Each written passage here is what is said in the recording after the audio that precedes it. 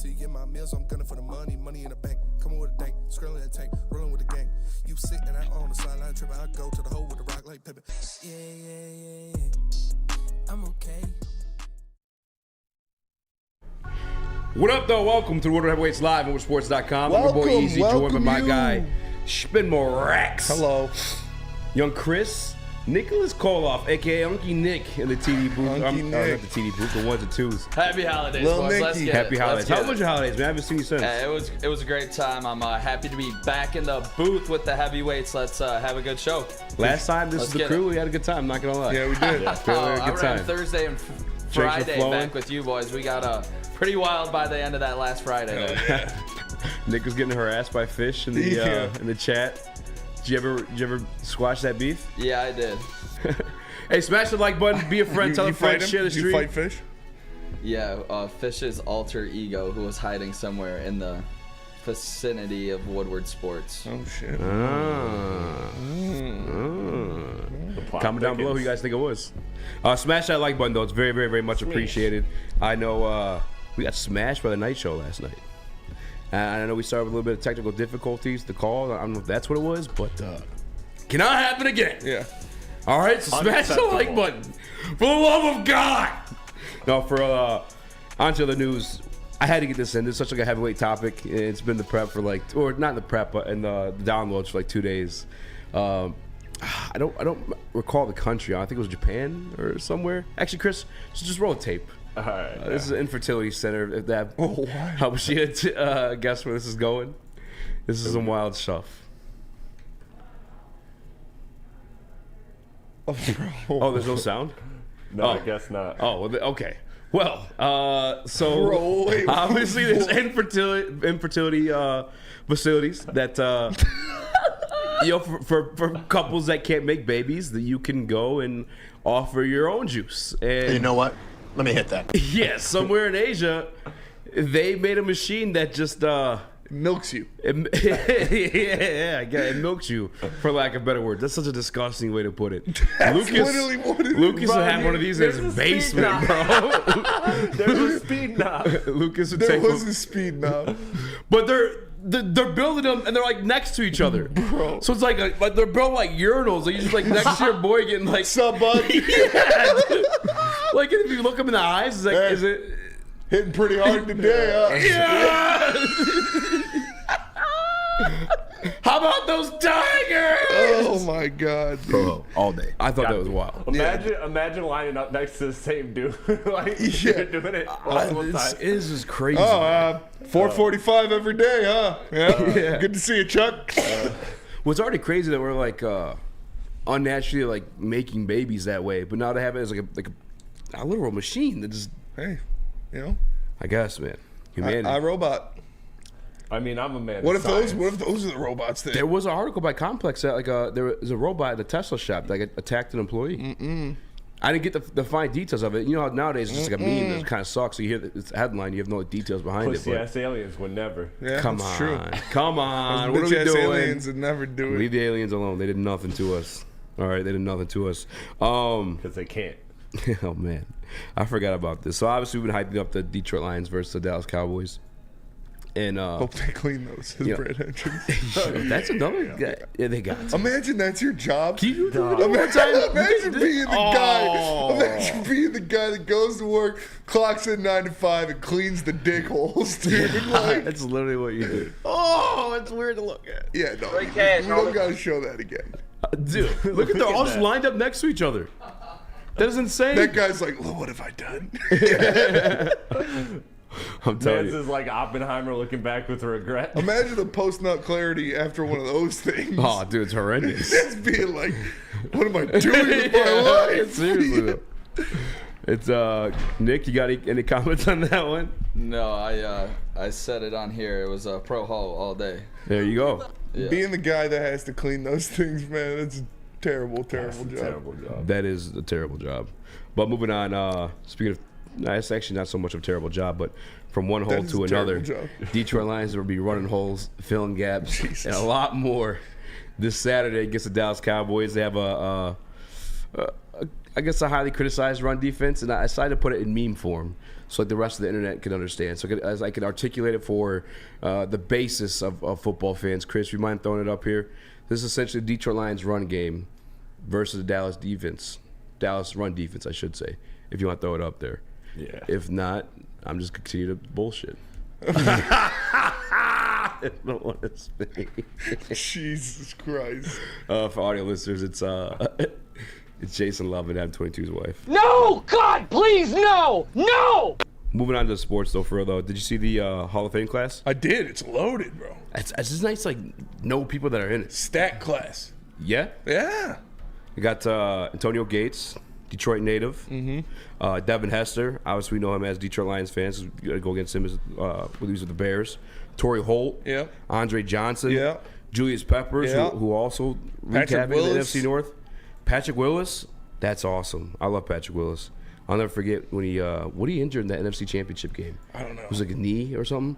I remember cause usually you like to like rewind it to catch that kind of stuff. I watched it live, the bone like pop out of his sock, and I was like, fuck. Yeah.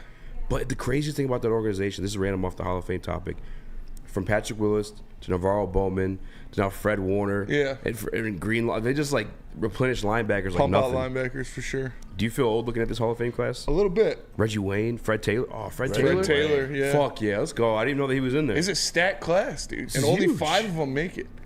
Oh, so only 5 of these Those guys are are the in. nominees. Oh, Hall of Fame revealed modern era final. Yeah. Yeah. So who are the 5 you're picking? I'm going Gates, Hester, Andre Jared Johnson, Allen's in there too. Julius Peppers, and Torrey Holt, bro. Say it one more time. Gates for sure. Okay. Hester for sure. Andre Johnson. Okay. Was it Marvin Harrison was on there too? No, I think he's already in. Reggie Wayne. Reggie Wayne. Torrey Holt. And Julius Peppers. Fred Taylor. Patrick Willis. It's a loaded class. Jared man. Allen. That is a loaded class. Remember Jared Allen? The scary white guy. Yeah. He's in the Minnesota Vikings. Remember that when they Lions told him he killer. couldn't take his sack dance down to a knee? Wait, what happened? When that was the thing he used to do after he got sacks? Uh-huh. They're like, you can't kneel and do it. Why? I don't know. It was It's stupid. super no fun league back then. That's ridiculous. Yeah. That is wild. My 5 out of this group, Julius Peppers for sure. I feel like to the day that man retired, he was an absolute monster. Mm-hmm. And it's insane. Like, he played basketball in North Carolina, too. Yeah, oh yeah. Antonio Gates, basketball player, too. Yep. Antonio Gates is a little biased in that one, but also. No, Antonio Gates for You're right. sure. Yeah, you're right. He's 'Cause top we pulled up 5 the tight end end stats the ever. other day. Yeah. Antonio Gates, Julius Peppers. I'm throwing Jared Allen in there. He was a dog. 4. Am I being biased again? Fred Taylor's like one of my all-time favorites. Yeah, that's biased. All right. Go Devin Hester. I guess Rodney Harrison has Super Bowls, so you kind of have to go him, right? Yeah. You're not putting in Andre Johnson or Reggie Wayne or Torrey Holt? I think all those guys getting in over Jared Allen. I mean, Andre Johnson, he was great. I don't know where he lands like all time in terms of like stats and numbers and stuff like that. But I know he never won the big one. I'm pretty sure Reggie Wayne got one with the Colts before he retired. Torrey Holt got one with the Rams, the greatest show on turf too, if I'm not mistaken. Mm-hmm. So I think they would go in before him just because of the Super Bowl memories. I mean, Jared Allen never got a Super Bowl. 130, Did, but he was a monster. 136 career sacks, though, with 171 TFLs for Jared Allen, though. Yeah. Dude was a tank. He's a beast. And the crazy Lion thing killer too, as well. he looked like he just like straight up walked off the couch and out of the trailer and onto the field. Like he wasn't like a physically imposing guy, but I mean I think he was like 6'4" or something like that. But like he wasn't super jacked. He had the mullet going on. Like, Chris, can you find a picture of Jared Allen? I mean, Andre Johnson's got 14,000 career receiving yards, 70 touchdowns, Where's that rank all time? 106 catches. He Had did have great hands. 2 seasons over 1,500 receiving yards. He is a 4-time All-Pro. Well, here I'll do this. Yeah, Allen was a 4-time All-Pro as well. Just saying, like, looking back on these guys from my perspective. No shit, Nick's fighting for the white guy.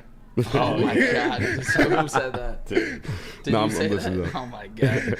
All right, no, just looking back on it, like what it means to you. This is like just me and my brother, like playing Madden, like some of the first Madden games that I can remember. Just absolute dogging with these. I would do fantasy drafts, and these guys would always come out or be there late because they were so old. So you would get like a stacked roster with it. That's what I remember looking back on these guys' career.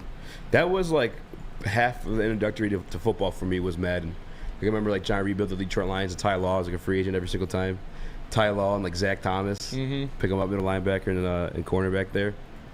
I think you're more biased with Andre Johnson than I am with Fred Taylor. Because Torrey Holt and Reggie Wayne got Super Bowls. Torrey Holt 1,300 career yards, by the way, or 13,000, I should say. This is Nick's hero. Jared Allen. Yeah, baby. I know he's the Vikings, but I just had to respect him, Andre bro. Johnson is 11th in the NFL history in receiving yards. Look at this guy, Jared Allen. Torrey Holt 17th. Where's Reggie Wayne? Reggie Wayne is... I don't think he's up there. No. He didn't get the full... I guess he got a little bit, man. He went to New Orleans. Oh, no. I don't even see Reggie Wayne. Who? No, Reggie Wayne was with Indianapolis his whole career. Yeah. Oh, Reggie Wayne's 10. Holy shit. Yeah. That's crazy. He's got a Super Bowl, too, if I'm not mistaken. For sure has a Super Bowl. Yeah. Put them both in. Reggie Wayne then gets it in over Andre Johnson. Although Andre Johnson, all-time NFL moment, we beat the shit out of I mean, if Andre Johnson Cortland. played with Peyton Manning his whole career, he'd definitely have more absolutely. yards. Andre Johnson probably... You always make me mad, like, watching Andre Johnson. I never... Like, I knew he had great hands, but he wasn't, like, exceptionally fast. He's kind of like Amon-Ra, but more jacked. He's a dog. That's really what it was. Yeah. He was like just And he beat a the shit dog out at of the wide Cortland receiver Finnegan. position. I forgot to send this video in. Maybe I'll get it in towards a basketball segment later on the show. But if you guys remember, we used to have Zarek on the show. Yeah. He worked for Woodward Sports social media team. And he went on an absolute rampage on Kings fans. And then right when the Detroit Pistons set the all-time losing streak record for the NBA, Kings fans found the clip of Zarek. And you have the heavyweight login. Clapping back, yeah. It was like 20 quotes in a row. It was insane. Yeah. There was so many. And I ended up liking one of them. I was like, that one's actually kind of funny. I think it was I'll find it. I'll get the video of that one. But we got to get into the show. Lots of Detroit Lions talk. But before we do that, Spinny, can you tell Chris to tell us about Glorious Cannabis? Tell us about Glorious Cannabis, Chris. Thank you, Spencer. I will. Glorious Cannabis is back with a new ice water bubble hash infused pre-roll called Honolulu Blue. It smells so good. It's like the whiff of the first playoff win in 31 years. It's a gassy, aggressive strain named in honor of your Detroit football. If you haven't had one of these ice water pre-rolls, you are missing out. They are so smooth. You can find them at Discord Dispensary and get them 25% off using the promo code Woodward at checkout. So visit gloriouscanna.com today. Calling all landscapers. This is Darren McCarty. I'm at Outdoor Equipment Co. How would you like to landscape like a legend? How about a bad boy zero turn? And even a chainsaw.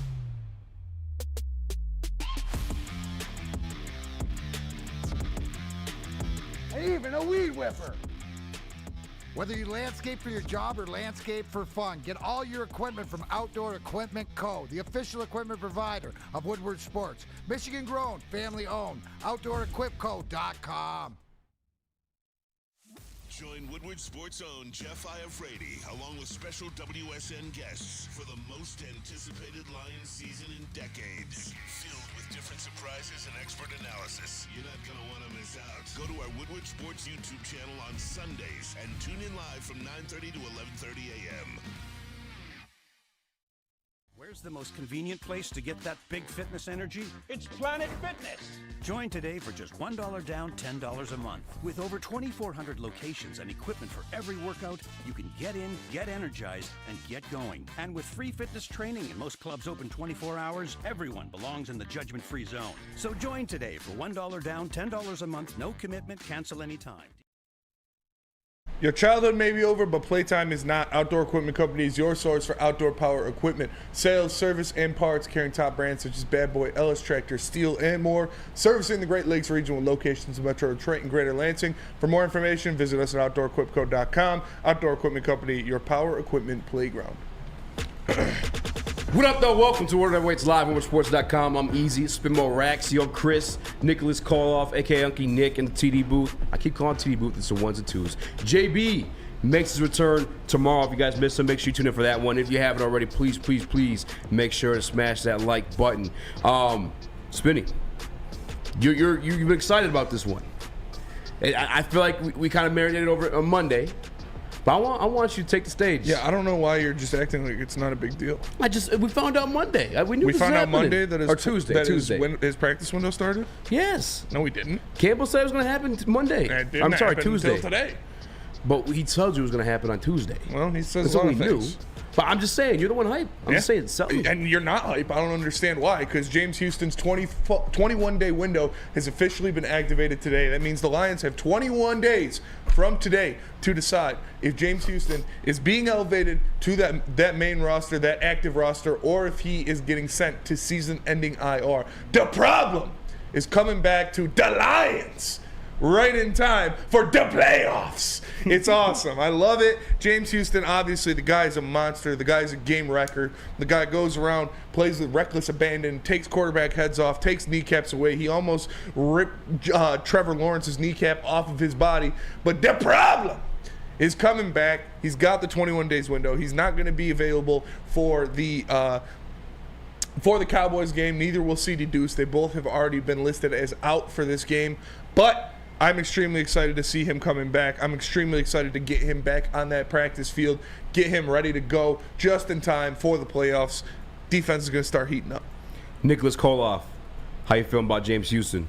Duh problems, like Spenny said it the best there. I'm fired up, and it means just so much more for Hutchinson on the other side of him. That's when Hutch was playing his best ball, was when duh problem was causing problems for opposing offensive lines. James Houston is super explosive coming off the snap. Nobody can guard this guy when he gets the first step on you, and I'm excited to see it. I think it means so much for this defense that has been causing a lot of turnovers as of late. It's only gonna cause more for opposing quarterbacks. As has been stated twice now, the problem. No, I'm absolutely hyped. I've been begging for it all season, even up to the trade deadline where I was criticized for wanting another pass rusher. I don't know why people were mad at me for wanting the team to get better, but regardless, we're finally getting it. And hopefully this is the reason why Brad Holmes didn't make that move, because he had faith that James Houston was going to return towards the end of the season at a prime-time shape. And just 33% of the snaps he played last year. Just 33. Listen, he only played 8 games, right? Or 7. I think it was 7. Mm-hmm. 8 sacks to show for it. And in those 7 games, only 33% of the snaps he played. And still had 8 sacks to show for it. He is an absolute problem. And actually, here he is speaking on it, Chris, from our guy Matt Broder in the locker room today. You're one of a handful of defenders who's kind of been itching to get back with CJ and now Aleem. We talked to those guys throughout this just about what it's going to be like to get back. Oh, yeah. We talk all the time in the rehab room. We all want to get back. Aleem, he's been part of it, so he knows. He kind of a little bit more chill. I'm going to be back. Me and Chauncey, man, we chomping. You know what I'm saying? We ready to go get out there and go help the team. And you see how good they're doing. You know what I'm saying? They're doing so well without us. And it's we want to be a part of something special. Everybody want to be a part of something special. I love it. And I see people in the Woodward Sports chat being negative already. Ken, Lions fans think James Houston is Lawrence Taylor. Peaceful Tim, Houston lucky if he plays the first playoff game. Guys, this is our best pass rusher on this team. Pure pass rusher. He is the best you have on this team. He showed that. He is the best pure pass rusher on the Lions roster, and he's coming back. So, no. Do I think he's Lawrence Taylor? No. Do I think he is Myles Garrett? No. Do I think he's Max Crosby? No. But he's a lot fucking better than what they're running out there every single day. So if you get him here, he is going to make your defense better. He is absolutely going to make your pass rush better. So it definitely helps. And you can use every ounce of help when you're in the playoffs, when things matter, when it's win or go home. And the difference between you going on to the next round of the playoffs and going home sad can be that 3 inches of you grabbing the quarterback or not. I know much of a difference, every one of you motherfuckers familiar with 3 inches. So that is a big gap when it comes to playoff football. Huge. Some might say average. Some might say too much. Some might say too much. But that little bit can be the difference between you making the playoffs and you advancing in the playoffs and you going home. And James Houston is a guy that can fill that gap. James Houston is a guy that can get to the quarterback with regularity. So you need him back. You need him to come out there and make things happen. And he's coming back the perfect time for the Detroit Lions. I listen. You said something that's a little bit dangerous territory. Talking about that James Houston is the best pure edge rusher on the Detroit Lions team. Yeah, same thing. Edge rusher, pass rusher. I mean, whatever. I agree. I think that's been like the knack on Aiden for me this year is like, yes, he has the ultimate motor. Yes, he's an absolute animal. And yes, he's getting triple and double team too, but that's by the numbers, not as much as like some of the other people that are still out there producing. Houston just doesn't. He's got that bend. Hutch is like every bit of like the mentality you want to do it, but I just don't think he has a natural like bend and the ability just to get to the quarterback. We saw that out of Houston last year that he has that. In fact, I think it was Dan Campbell who spoke on it. I think it's someone Mike Parsons. I'm mixing that up a little bit, but like that's what he does best. That's why I kind of struggle with like having him in the defense full time because they don't know how they feel about him against the run, how they feel about him in the passing game, but they know on third and longs. When he's able just to pin his ears back and attack a quarterback, you're going to cash in more times than not when it comes to James Houston. And I'm telling you guys right now, like I know the pass rush has been a big gaping hole for this Detroit Lions defense all year. You want to know why? Because Ife Melifonwu is tied for third on this team in sacks. He started 2 games.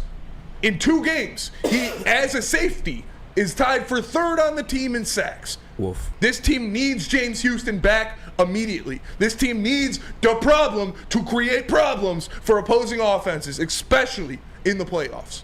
Especially in the playoffs. And speaking of the playoffs, I mean, it almost feels like this team is beginning. Dare I use the phrase? I don't know if that's even correct to use here, but it's like, do you get a feeling of that the team of destiny could like fit the Detroit Lions? What they got going on? Like the fact they got like 2 Florida Gators chomping at the bit, getting ready to come back, and CJ, GJ, and James Houston, and Aleem on the back burner as well. Like, god damn, bro.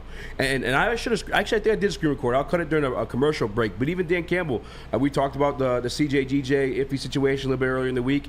He was like, look, you guys keep making it like the comparisons like those are the 2. As I told you, he said that ain't it. We have multiple ways to get all these playmakers in the field at once, and that's a common goal. That's why you saw freaking Jack Campbell rushing the quarterback at certain points in the season, just because they want the best players in the field at all times. And it is good. It is a good sign to have James Houston again. Perfect timing in terms of the playoffs as well, Chris. And I don't want this to be taken in any negative way, but just looking at this objectively at the start of the season. You know, James Houston was struggling because they were putting him in different positions. So how much do you trust this coach staff to now be like, okay, we obviously everyone in the room knows that we need pressure on the quarterbacks. We need this guy James Houston to do his thing there. How much do you trust the coaching staff to put him in the right positions? They brought in Bruce Irvin. They rotate these edge rushers every game. They know that these guys aren't doing their job up to what they should be. No offense, you're all obviously better athletes than I am. But this coaching staff knows they don't have a guy out there that can kill the quarterback any given snap outside of Aiden Hutchinson. So getting a guy like James Houston back, who can do that? I called him last year that pit bull on the chain. That when it's those passing downs, you let go of the chain and you let him rip. And that's exactly what the Lions are going to do. I mean, again, last year, guys, if you go watch like the highlights, he literally hit a hezzy. That was so nasty. In the middle of a pass rush. I'm talking about like a 2K animation, like, Yeah. In the middle of a pass rush. Mm-hmm. And if I'm not mistaken, that same tackle was playing for the Chiefs. He's nice. That crazy white boy, 6'20", says depth. He is more than depth. He's definitely more than depth. He is your guy. He's more than depth. Romeo Okwara, Charles Harris, those are your depth pieces. Yeah. When you need a sack, when it's obvious passing downs, the only edge rushers I want to see on the field in the playoffs on obvious passing downs are Aiden Hutchinson, Bruce Irvin, and James Houston. That's it. Jason Kenyon in the Woodward Sports Chat says, y'all aren't serious. We don't need to rush Houston or Deuce to rush. They got to be ready for the playoffs. Justin Jefferson had a good game on 6 catches, yet he got picked on his targets twice, bro. I'm of the belief that Dan Campbell wants these guys to get their feet wet before the playoffs. I think that's why I think CD Deuce, we thought it was going to happen today, actually. They had. I don't think they're rushing him at all. Yeah, I don't think they're rushing him at all. Like, they just opened up the 21-day window. It's not. There's still a whole 21 days, brother. That's almost a whole month. Like, he's cool. But CD Deuce, I think he's going to play the last game of the season. Mm-hmm. In fact, I mean, today they waived. Forgot his damn name. The quarterback from Hard Knocks, the light-skinned dude. He played Chase Lucas. Yes, thank you. Yeah. Chase Lucas. Officially waived by the Detroit Lions. Hopefully we get him back on the practice squad. With Trevor, Booner's guy from Trevor Nowaski. Saginaw. Yeah, Trevor Nowaski. They've both been waived. One activation was Jason Kabinda. Thank you for that, Broder. I'm sorry, Chris. But Broder put it out there. Lions sir. officially waived Chase Lucas and Trevor Nowaski. I've been thinking of Broder too. They feel strongly about both players and will attempt to re-sign them to the practice squad if they clear waivers. So one of the corresponding moves was moving up Jason Kabinda, which... Whatever. I'm not the biggest fan of it. Malcolm, I feel like, was doing just a good job. Yeah, I don't know if he needs to take a roster spot. A special team guy, maybe. I don't know. But they haven't decided the other one yet. However, CJ has been labeled as out for the Dallas Cowboys game. I know a lot of people got excited and thought that was going to be the coordinating response. Both. Yeah, him and Houston. Well, obviously Houston. He's a 21-day window. And Cam Sutton's questionable. I did see that. We're going to talk about that in a second. We Yeah. got a caller we'll get to real quick before we go to break. No, not a caller. Wanted to pose a question to you guys. I know that we saw this Detroit Lions defense flirting with James Houston kind of in coverage. He ended up getting hurt on one of those coverage snaps against the Seahawks. No, that's I thought he got hurt on the punt. Us, right? He got hurt on the punt. Oh, yeah, it was a punt set. Yeah, that's 100% behind us, right? Yes. We just asked you use him as a pass rusher. You Yep. need pass rushers. He is a pass rusher. Use him in coverage like to throw off a little bit. I'm fine with that, but not on punt return, none of that shit. Just use him as pass rusher. If you bump him out into coverage, I'm not going to be mad because just to give a guy a different look, give the offense a different look. But yeah, he is going to be a pass rusher. By the way, too, I guess we could get back. Nick, real quick before we go to break, what do you think of the statement that Spinney made? I actually agree with you, by the way, too, that he's a better, I guess, pure pass rusher than... Let him go. Let him rush. What was the question? Is he a better pure... Is he the best pure pass rusher on the Lions team? Yeah, he is. I mean...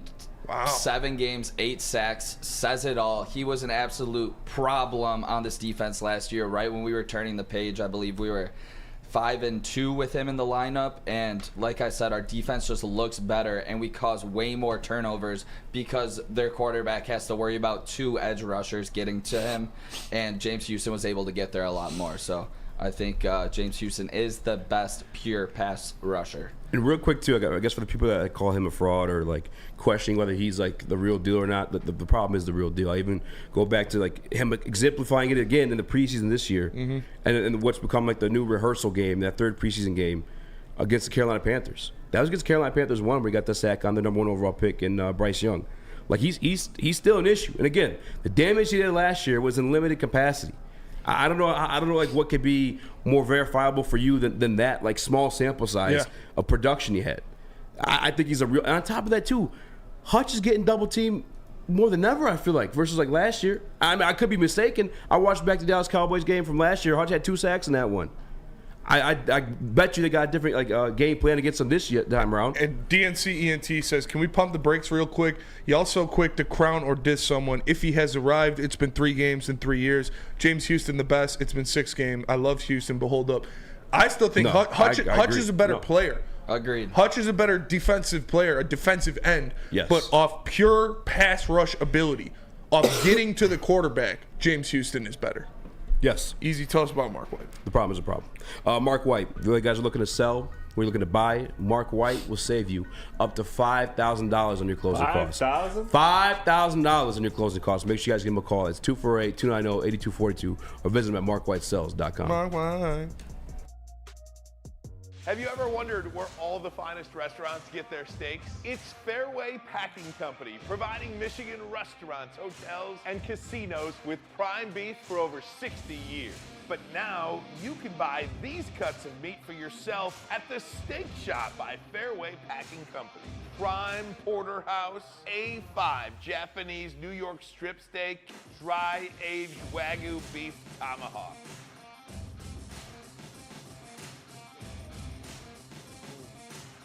Delicious.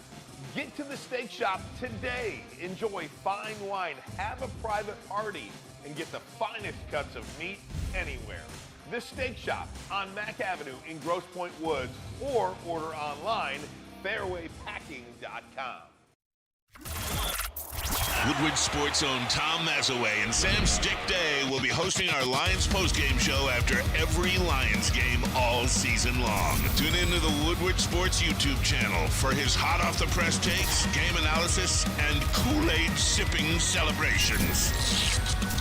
You won't want to miss it. Join Maz, Stick, and special guests each week immediately following every Lions game, exclusively on the WSN YouTube channel.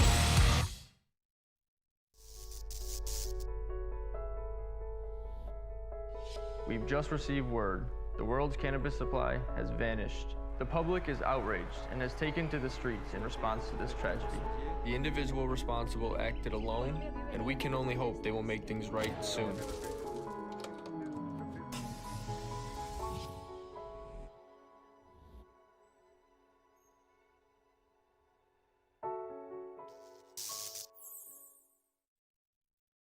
What happens when you run a great business for over 50 years? You expand and offer more products to more people. That is exactly what Les Stanford did by adding Les Stanford Buick GMC, the same great service that customers have come to know and trust on Woodward Avenue, just south of 9 Mile. Check out Les Stanford today and find the brand you want at lesstanford.com.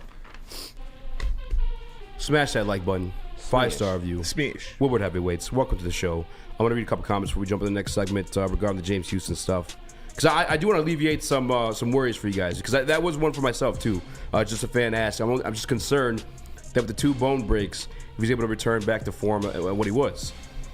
I think that was a worry of myself. I'm not that concerned about it. I'm not that concerned about it, too. You want to know why? The 21-day window was for just that. Mm-hmm. Like the coaches. The AG, the defensive line coach, like that's what they're going to be monitoring throughout this 21 days. Is he going to be able to return and be who he was or what they need him to be to compete? Bone breaks are a lot easier to recover and get back to full strength from than ligament or cartilage tears and stuff like that. So I'm not too worried about that. I'm excited to see him go out there and he's gonna make this team. Obviously, he's gonna be brought up. Hopefully, he'll get some snaps in against the Vikings to get his sea legs back underneath him before we go into the playoffs. And one thing we're not talking about. That's where I'm at. I want them to get those snaps. Yeah, I want him to get snaps against the Vikings too, to kind of get some game shape. CJGJ as well. So some full speed reps against somebody who wants to win on the other side. So even if the division or the seeding is locked up. Well, I mean the division is locked up, but the seeding. Yes. Interesting. Because I remember you saying F that earlier. Yeah. Not the rest of the starters, but CJGJ and Houston, give them a half. Treat it like a preseason game. Yeah. Give him a half, put him out there, let him do some things. Against that. You were against that originally when we talked about the potential returns, but now you're on board with it. Now I'm on board for it for sure. Like, if they're not playing in this game, they need to get out there, at least get something. But I mean, it's a different scenario though. Like, these guys are guys that need to get acquainted, especially CJGJ. As much as he has familiarity with AG and his mindset when it comes to defense. You still want to see him both in the system and get a familiarity around the guys around him. And one thing we're not talking about is how much the arrival and return of Houston is going to help Aiden Hutchinson. When you look at the playoffs, you said it that was his best stretch of football last year. That was Aiden. Aiden was going off. It was like they were like Drake and Meek Mill going back to back. Like it was. The one would get a sack, the other would get a sack. Watch the throne. One game, 2 gets a sack, the other gets 2 sacks. Like, it makes it so much easier for the guy across from you. Yeah. When the offensive line knows, like, oh, we got Charles Harris or Romeo Okwara over there. All right, we'll just chip them with a running back and they'll be fine. Or we'll just put our worst offensive lineman over there and he'll handle it all game. We don't have to worry about that. But when it's like, oh, shit, they got James Houston lining up over there. That kid can get to the quarterback. That kid can win one-on-one situations. That takes away Hutchinson, and I know you guys love to cry about this, that he gets double-teamed and triple-teamed every game, which is every snap, which is not true, but it will take even more of that away. I mean, in a perfect example of that, and that's a great point, Spinny. Going back to last year, don't forget, Hutch had a little bit of a slow start there. Mm-hmm. Like, there are guys like us kind of like wondering like when he's going to wake up. Guys like Neil Rule, obviously, you know, his beef with the Michigan fans. Like, there were eyes on Aiden Hutchinson and wondering like when he's about to show up as a number 2 overall pick. But it became that Buffalo game once Houston arrived. And by the way, I think I agree with that stance as well too. It was like a watch throne situation. Kanye and Jay just working together. Like, Houston works well when Hutch is in the field. Vice versa for Hutch as well. Remember when Hutch got drafted? Don't forget his running mate.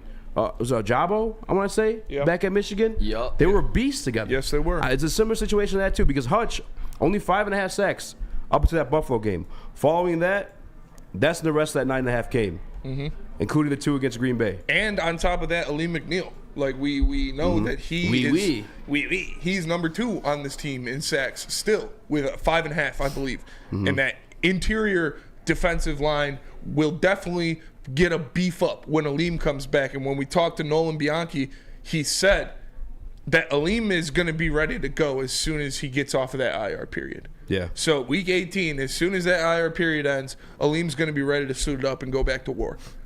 So having that come back, a guy who's got 5.5 sacks from the interior defensive line, James Houston on one end, a guy who was looked at as the best pass rusher, strictly pass rusher on this team, that is going to help Aiden Hutchinson a lot, especially when it comes in the playoffs. And then, go ahead, Chris. I mean, Nick. Yeah, my bad there. Last year, Houston had 3 sacks against the Bears, and then that's the following week against the Packers in Week 18. Hutch goes for the other 2 because that O-line has to worry about Houston when he shows up. So I'm right there with you guys. It's really big for Aiden Hutchinson, Justin Houston's or James Houston's return. Jesus Justice League or Jesus Judas League says he's learning. They are playing Hutch different. Yeah, they're playing Hutch different because there's nobody else out there they have to worry about. Because there's literally nobody else on that defensive line. They're like, all right, he might do something. With McNeil gone, Houston gone, Bruce Irvin only playing 1 game, every single other person on that defensive line is a traffic cone. Like, we've seen Josh Pascal do it in spurts. We've seen John Kaminsky last year do something, but this year, none of those guys have been consistently able to get to the quarterback. So when that happens, you can just focus everything on Hutch. And you can run away from Hutch. And you can roll out the opposite side of Hutch. So having these guys back is definitely going to help him. And again, if you guys missed it, CJ will be out for the Cowboys game. I'm expecting him to return at some point next week, though. There is an open spot on the Detroit Lions active roster. I've yet to see any news. If you guys, I know that's people in the chat, Nick, Spinny, keep your eyes open for any Twitter alerts to see what the Detroit Lions are doing with that. But there's one active spot for the Detroit Lions on the roster. And also, can you put the injury report up, Chris? It's got to be Bruce Irvin. I think I put 2 of them in there. I think I put the full one in there for both teams. But one thing I wanted to mention out there, Cam Sutton, questionable in the matchup against the Cowboys with a toe injury. Yeah. What the fuck? Yeah, that's wrong. That's a little. That's not good. Yeah, that is not good. Hopefully he'll be ready to go. Not great, Bob. Hopefully he'll be ready to go. Hopefully he'll that questionable will be on the better side of things. But yeah, Cam Sutton there, questionable. You've got Derek Barnes, full participant, which is great. He had a full practice all week. Kabinda, yeah. Taylor Decker back full practice, so that you like to see that. Jerry back full practice. Frank practiced twice in full and then no practice today, probably just a rest day for him, and Penny full all week. So obviously the Cam Sutton one is the most concerning, especially when you're looking at guys that are going to be lining up on the other side of him as CeeDee Lamb, Brandon Cooks. Yep. Like, these guys, Michael Gallup to a different extent. Got a lot of speedsters too. Yeah, man. like those guys can get down the fucking field.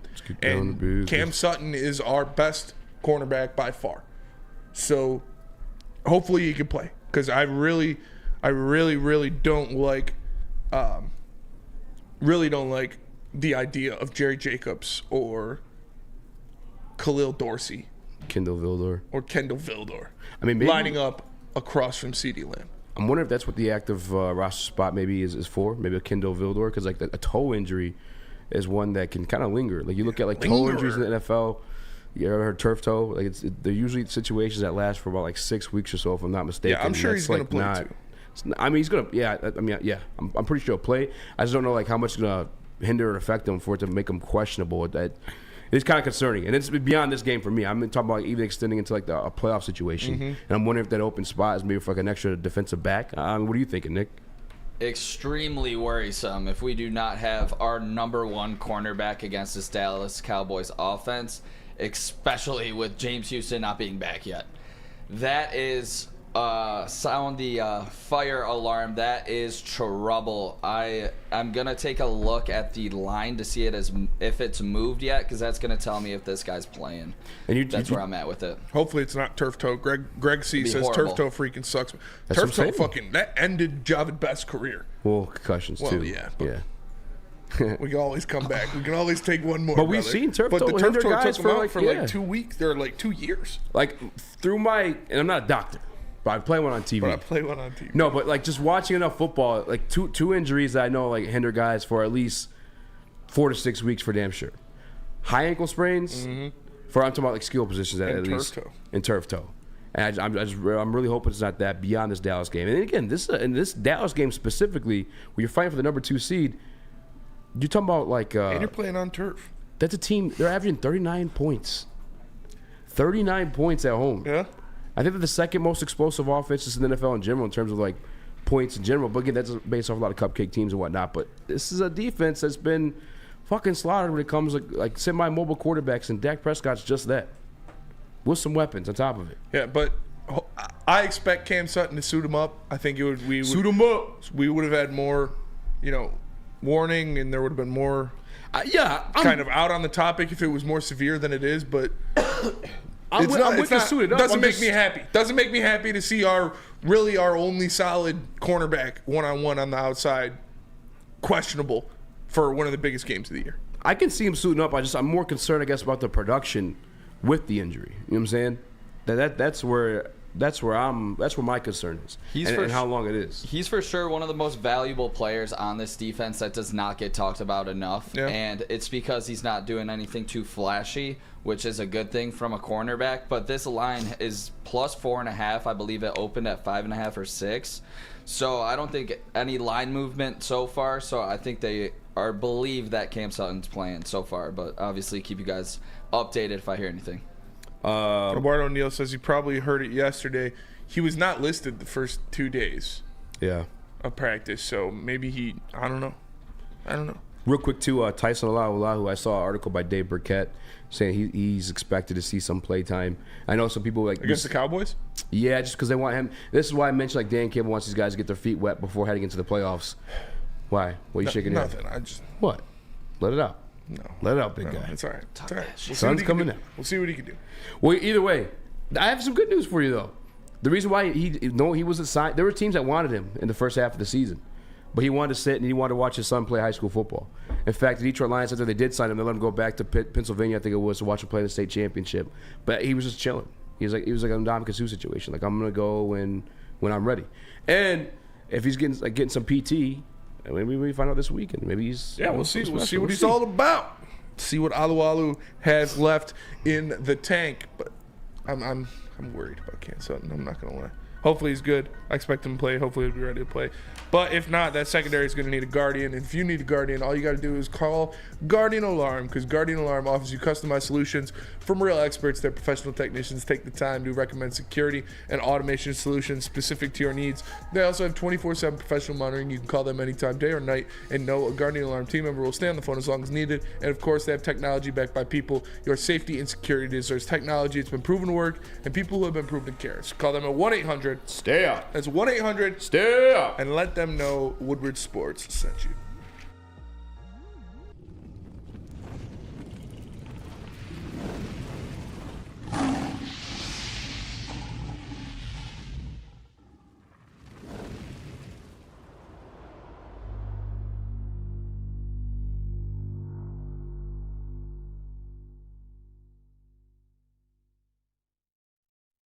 How would you like to win not one, but 2 vehicles of your choice? One for you and one for your wife, your girlfriend, or your best bud. Get to Lady Jane's today for an award-winning haircut and automatically enter for your chance to win. Courtesy of Les Stanford Buick GMC of Ferndale. Lady Jane's, open 7 days a week, walk in anytime. It's wicked awesome. Join Woodward Woodward Sports' own Jeff Iafrate, along with special WSN guests for the most anticipated Lions season in decades. Filled with different surprises and expert analysis. You're not going to want to miss out. Go to our Woodward Sports YouTube channel on Sundays and tune in live from 9:30 to 11:30 a.m. Dispo Dispensary, your local cannabis plug. Make sure you guys stop by at the one in Romeo. We're open till midnight. Must be 21 and up to enter. But I know Christmas is over. However, they're still giving away $200 worth of gift cards every Friday. Every Friday at Dispo Dispensary, your local cannabis plug. What up, though? Welcome back. Make sure you guys hit the like button, 5-star review on all podcast platforms. We are Fox Sports. I'm kidding. We're having Cox Sports. Cox Sports. Smash that like button. Be a friend. Tell a friend. We're kind of discussing the Detroit Lions defense, and it's more so the injuries. A lot of the injuries seem to be on the defensive side, which AG's taking a lot of criticism for. But obviously, we've seen Iffy get healthy, and the defense kind of come alive with that. I can only expect the same. Once the other guys start rolling in, Spenny, I'm just saying. Fuck, I'm pulling an audible. Because I do have it on the sheet. The defense. Heading into the season, we actually called the PFF guy out for just kind of criticizing the Detroit Lions secondary. We thought it was decorated with talent, and they should have been ranked a little bit higher in preseason rankings. And one thing he came on and told us, well, that's true, but you needed to gel a little bit. And then in terms of like chemistry and whatnot. Yeah. Which I think is why I think they're going to see a lot of like CJ, GJ. I think these guys will see action before heading into like the actual postseason. However, Spinny, we had expectations of this defense. I found a clip on Twitter last night of you going at me for not agreeing that they could end up being top 5 in turnovers. Let me talk to you. Mm-hmm. Not the case this year. I think the 27th as we speak right now. But yeah. Again, guys getting healthy. I was gonna say, did you expect change? everybody to get hurt? No, I didn't expect everybody to get hurt. But I mean, the top 5 is still. I mean, you still think they're gonna be top 5? I think they could have been if everybody stayed healthy. I think I remember in the clip I went like 17 or whatever. Yeah. The defense, the total defense, the turnovers. I did start to lean towards like top 10ish, and I think that's fair. Like I think those expectations. I mean, top 5 was it's up there, but I think you can expect some of that. Granted, what you saw at Iffy Melifonwu, and you have another playmaker, CJ GJ coming back, James Houston as well. That's a guy that causes fumbles, interceptions, and whatnot. Like again, I don't know if it's too early to say this. I don't know if it's like bad juju to say this, but like is team of destiny allowed to be thrown in there too? Like I think this defense. I think we start seeing it turn around, and I think we should expect to see it turn around. Yeah, I mean, it definitely is going to help when you're bringing top-tier talent back, when you're bringing back guys that you expected to be impact players on your team. Chauncey Gardner-Johnson, expected him to be a huge impact player on this defense. That is not an exaggeration. You brought him in here to be the best player in your secondary, a difference maker, a guy to take the ball away. So, yeah, him coming back is definitely going to help. James Houston, a guy you expected to be your second best pass rusher on the season, him coming back is definitely going to help your defense. Ali McNeil, a guy you expected to be your best and was being your best interior defensive lineman all season and one of your best pass rushers all season, which he was. Him coming back is definitely going to help this defense. You get these guys healthy, and what is the defense ranked right now? Like 24, I think? I'll pull it up. Whatever they are, you get those 3 guys back healthy and booming, you can bump them up 5 or 6 spots. Nick?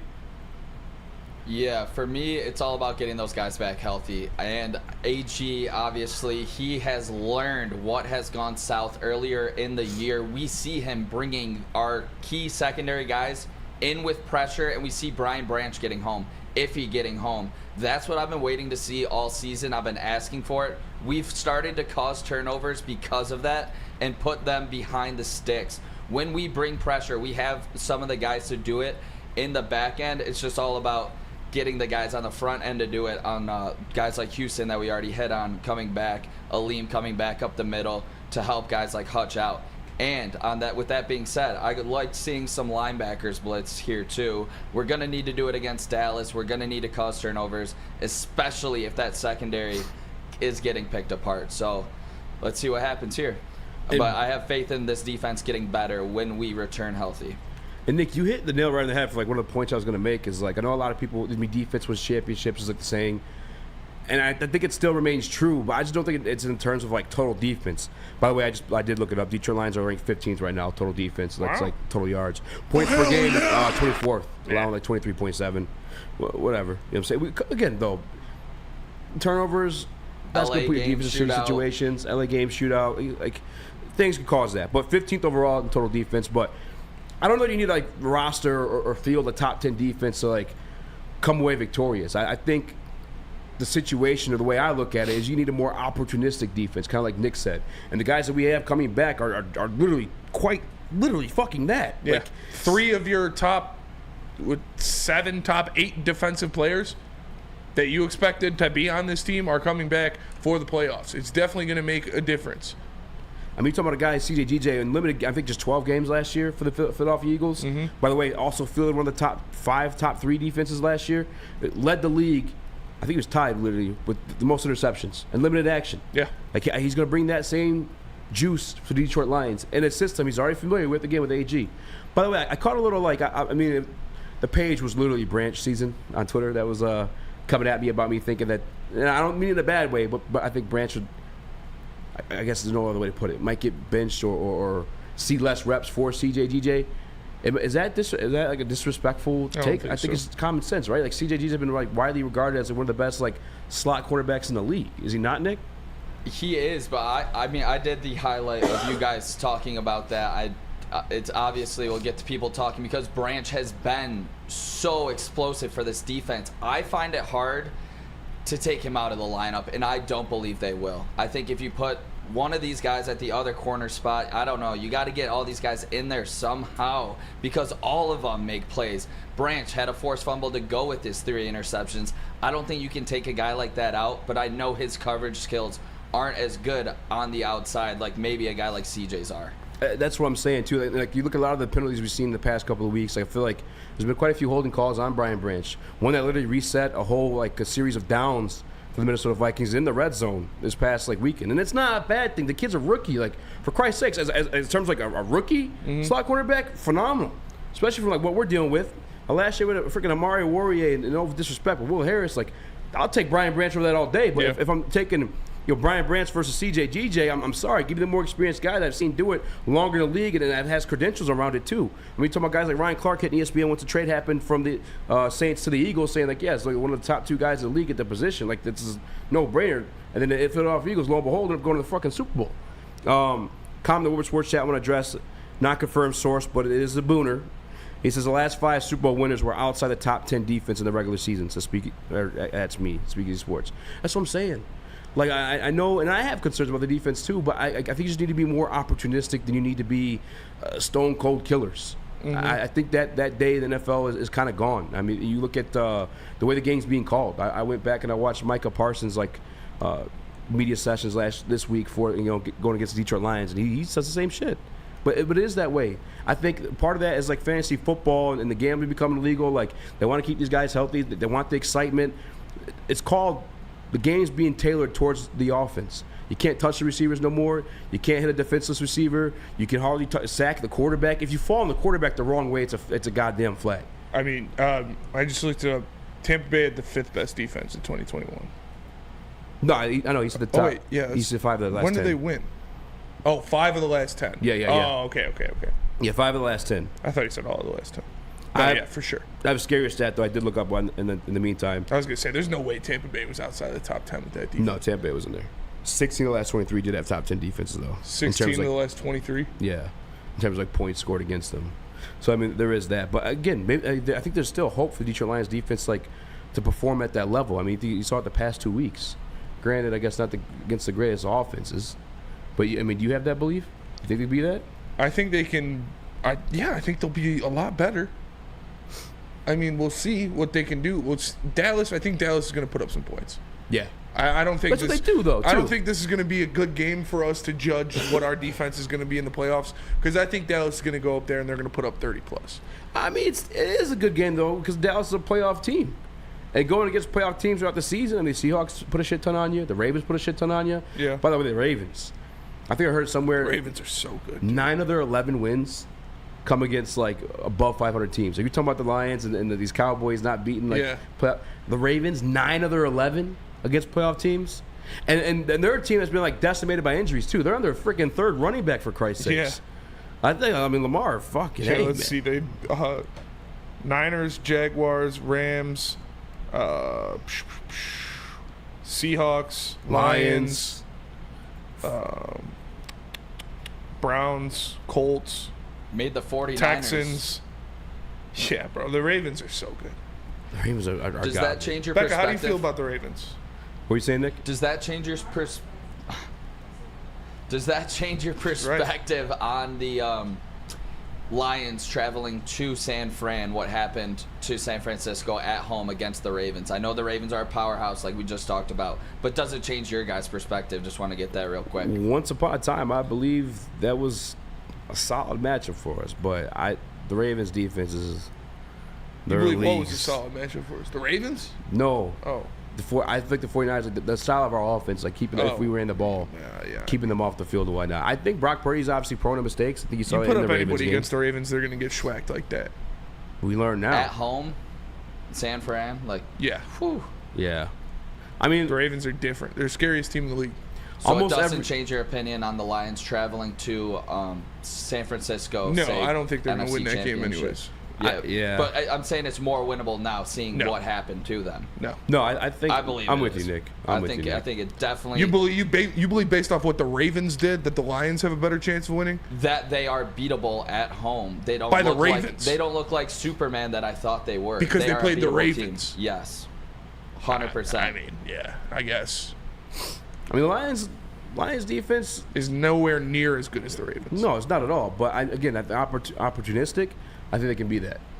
I think if you're fielding Ifeoma Afon with what we've seen the past 2 weeks, if that's what he is, if that's like a true sample size of like who he is as a football player, you're adding CJ, DJ on the field on top of that, James Houston, oh my God.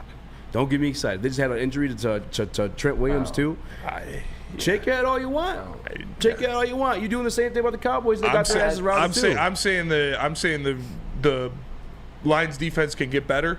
If these guys get healthy, I'm not saying they're going to be on the same level as the Ravens. I think that's ridiculous. I think at home or in warm conditions, this Detroit Lions team has a chance against almost any, any team in the NFC. Yeah, if you want to take it outdoors and like colder weather, like Philadelphia, then I'm gonna back off a little bit. I don't want no part of that for sure. Chris, do you think seeing the Ravens smack the 49ers, does that change your opinion on the 49ers being beatable to a team like the Lions in the playoffs? I mean, I wanted to buy into that, but like, I know this is totally different levels here, but that's like taking something away from this Pistons Celtics games tonight, right? Like the Celtics are just another tier above a lot of the teams in the NBA. Just like I feel like the Ravens are another tier above San Fran. So while it shows, yes, they can lose a game, it's who they played. It's the context of it. And to me, that was so much of a game, like watching that second half, so much of it was just the Ravens just looking incredible versus the Niners, being beatable. Yeah.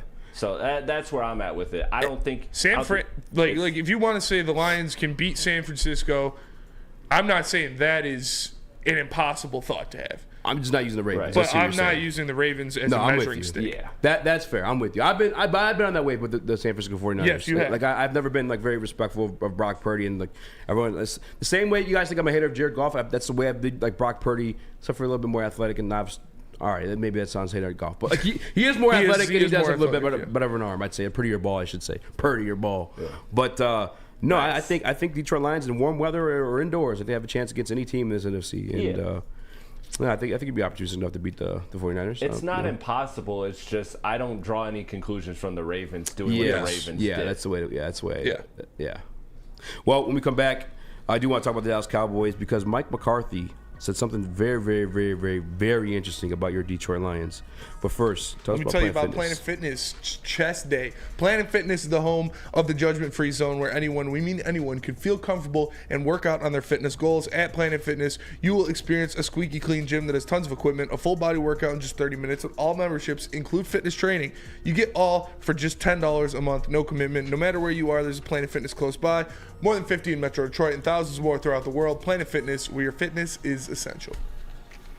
Stop searching for a vehicle and start finding one. Les Stanford Chevrolet Cadillac makes it easy. We harness the power of multiple dealerships and own the biggest selection of GM brands in the area to get you the car you need. With the Les Stanford Group, you'll have access to 4 different dealerships, providing you with more makes, more models, and more choices. We're connected to more than 1,000 vehicles. And with so many high-quality CPO vehicles available, you'll find new car quality at pre-owned prices. You can start and end your search at lesstanford.com today.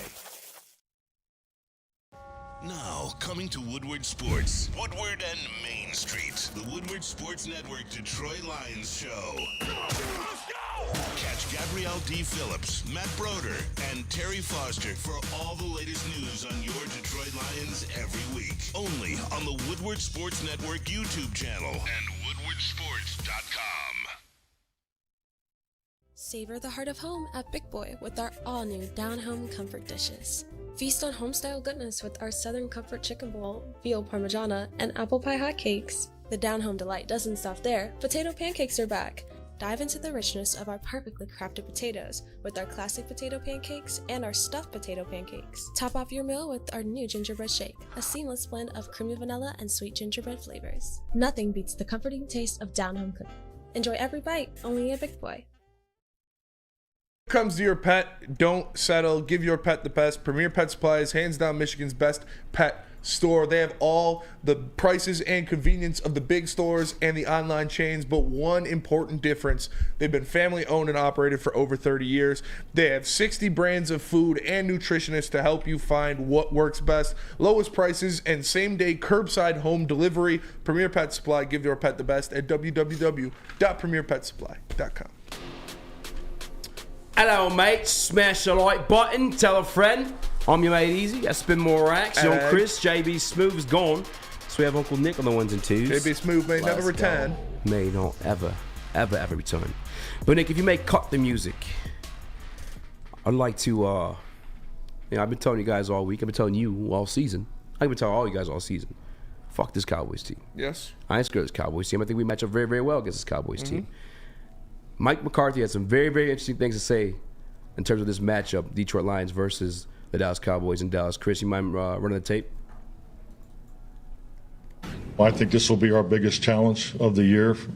It's my personal opinion. Some people may differ, as far as Philadelphia or the past games, but just based off what we've seen on video, at the end of last week and yesterday, I think this is going to be a heck of a game. That is the Dallas Cowboys coach telling you this is their biggest challenge of the year. Mm-hmm. Let's talk about a team that they played the San Francisco 49ers. Yeah. Obviously, that ended up well for them. Yeah. They played the Philadelphia Eagles twice in the year. They played the Buffalo Bills. But on paper, or just schematic-wise, matchup-wise, I've felt this way the whole season. This Detroit Lions presents issues. Now, you've been on somewhat the opposite side. I feel like you come close a little bit to the possible Detroit Lions winning it. But does that sway you a little bit? I mean, no, you believe it a little bit more? Coach speak. It's not coach speak. It is speak, coach though. speak. It's You can't say they're the biggest problem of the year when the 49ers blew you out by 32 points. They're the biggest problem of the year. No, the 49ers literally beat them by 30. Do you think the Lions are going to win by 30? I think it's possible. No, it's not. I don't think. I think they are a problem. I think this is the biggest challenge. They are a problem, but Lions that's fans. coach speak because you literally lost by 30 plus to a team earlier this season, and so. I think the Lions do provide a problem with them for sure. With the run game, the Cowboys cannot stop the run.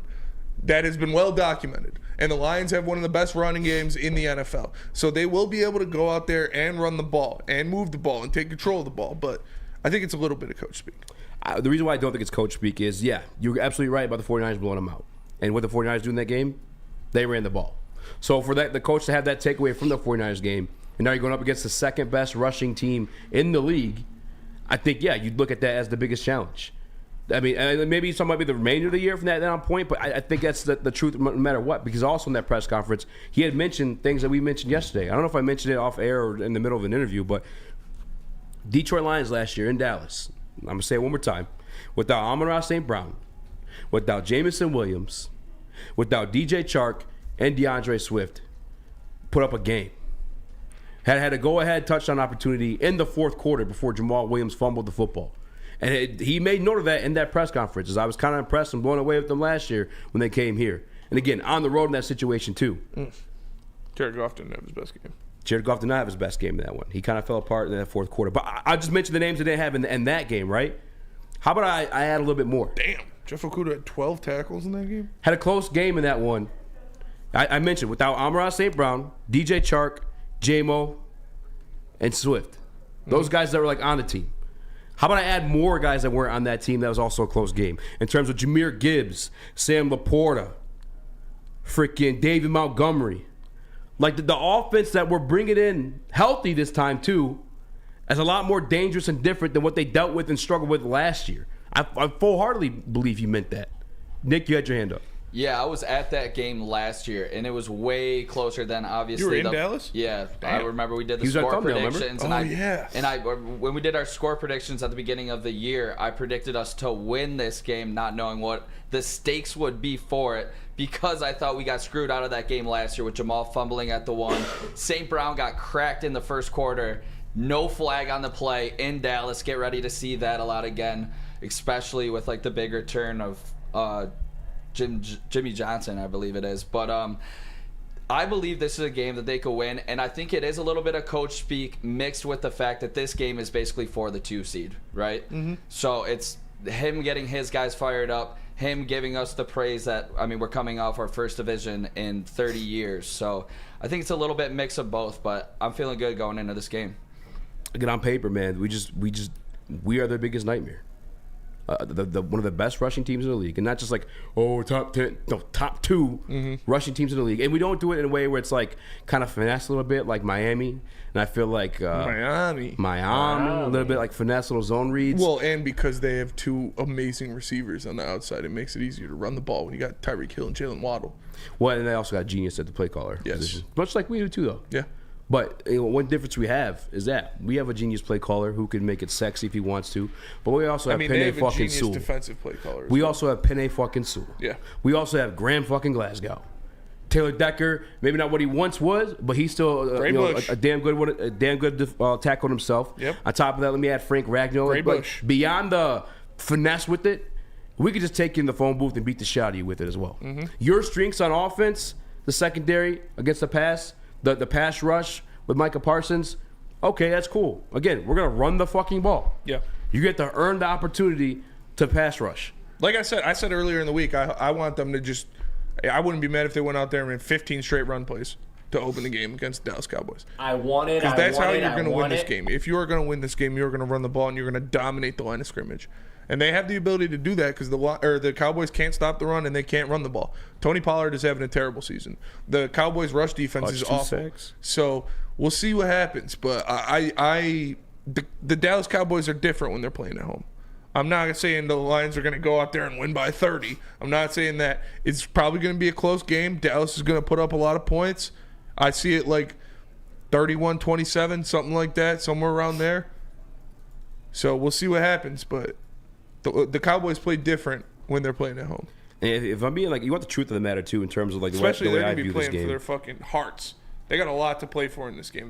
The Lions don't have as much to play for as the Cowboys do. See, I've heard that before too, but the same can be said in that Green Bay game last year, where the Detroit Lions watched the Seahawks beat the Rams, and they knew they weren't going to the playoffs. And then the Packers, I think this in a similar Cowboys situation, team is better than the Green Bay was last year. It doesn't matter. The same situation though. I'm relating to situations where the Packers had everything to play for, and the Detroit Lions didn't. Detroit Lions locked up the division. They're going hosting a home playoff game and all that. The Cowboys fighting for still the number 2 seed in some form or fashion, and just their division. They don't want to be on the road. They're undefeated at home. Obviously, they want to have that playoff game at home. Same thing, Green Bay though. We had nothing to play for in that game. We went out there and we beat them. Yeah. Like, this is a Dan Campbell-led team. It doesn't matter like what there is to play for. No, I don't think the Lions are going to come in soft. They're competitive at every single step of the way. I mean, to the coaching staff even. You know what I'm saying? I'm not saying the Lions are going to come in soft because they don't have anything to play for. I mean, the Dallas Cowboys are going to have even more oomph, even more go because they have a lot more to play for. Packers did too. And yeah, I get you saying the Cowboys team is different, but we all agree with their schedule's been like. You know what I'm saying? And I think we going against the 500 teams, not great. Buffalo Bills the biggest example. The Buffalo Bills kind of struggled to get above 500 there for a minute. They got absolutely destroyed. By the way, in the run game, what we do the best. Who have the Lions? What? So Kansas City, Tampa. Kansas City's the only one. Tampa, I think they're just at 500, which they might end up being above 500 to give us a scratch on our record. Go ahead, Nick. Yeah, Jahmyr Gibbs has run the ball for 15 times just once in the last 7 weeks, and that was against the Minnesota Vikings. Is this something where you think we've been kind of holding him back for most of the year to let loose, stay fresh, and just dominate towards the stretch down here? No, because he is the yards per attempt leader in the NFL. I think they're going to continue to use him how they've been using him because it's been working, and they're going to do a nice mix of him and David Montgomery. So you don't think he's going to get an extra workload in this Dallas game because Nothing they too struggle crazy. so much? They're not going to just turn around and give him 30 carries out of nowhere. Nick, I hope so. I hope he gets 20 plus fucking personally. Hope so. Don't get cute out there with Jared Goff. Please don't fucking get cute with Jared Goff. I said that in the Broncos game. They got cute with him. And I was all right. Well, it's working. I can't bitch too much. But against the opportune Dan Quinn Dallas defense, no. Trisha Miller, WTF do the Cowboys have to play for that's different than us? Wake up, Spenny. Stop being scary. Maybe their division. Yeah. That the Lions already have wrapped up. That'd be the big one. I want to say one last thing, too, before we go to break, and maybe we'll expound on it when we come back. But I do see this game because for Edward O'Neill, Ken, a couple of the Lions haters in the Woodward Sports chat that haven't hit the like button yet. No, I don't know if you guys are haters or not. But I do see this going one or two ways. Detroit Lions win. Whether I don't know if it's going to be dominant or not, but the Detroit Lions win, or it could be ugly the other side just because this defense. I mean, what? You can't say that. No, it absolutely Stand on can. business.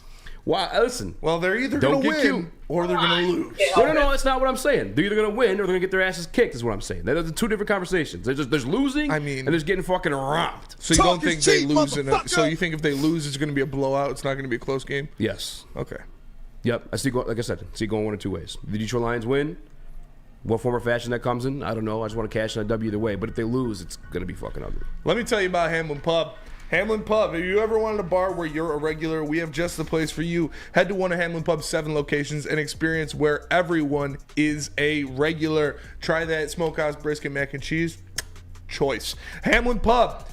Experience your new favorite pub for all things sports. They got half off pizza on Thursdays, and every NFL game and all Michigan sports game, they have food and drink specials. Head to your new favorite pub for all things sports where everyone's a regular.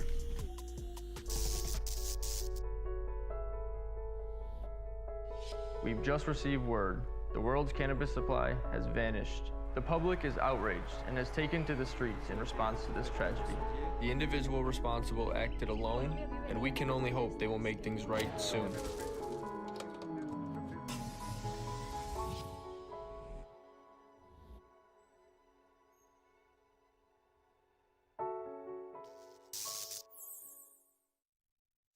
Join Woodward Sports' own Jeff Iafrate, along with special WSN guests for the most anticipated Lions season in decades. Filled with different surprises and expert analysis. You're not going to want to miss out. Go to our Woodward Sports YouTube channel on Sundays and tune in live from 9:30 to 11:30 a.m. At work and at home, we're there with smarter security solutions. Featuring complete automation with customized alerts and more. For over 90 years, we've been the company that's been counted on to protect what matters most, all with personalized service and care. Right now, for a limited time, receive a free video device plus free installation with a new home system. Guardian Alarm. We protect Michigan.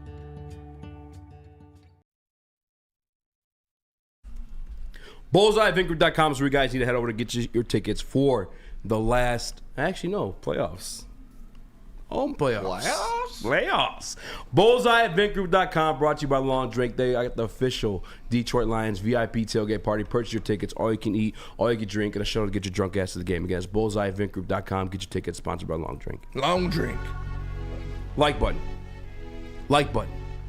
Like button. Head on. Apply directly to the head. Like button. Head on. Apply directly to the head. What? Yum, yum. Oh, what is that head on? What is that from? Commercial. It's like a commercial. It's like an ad. Oh. I think they said it's like hammered into your head.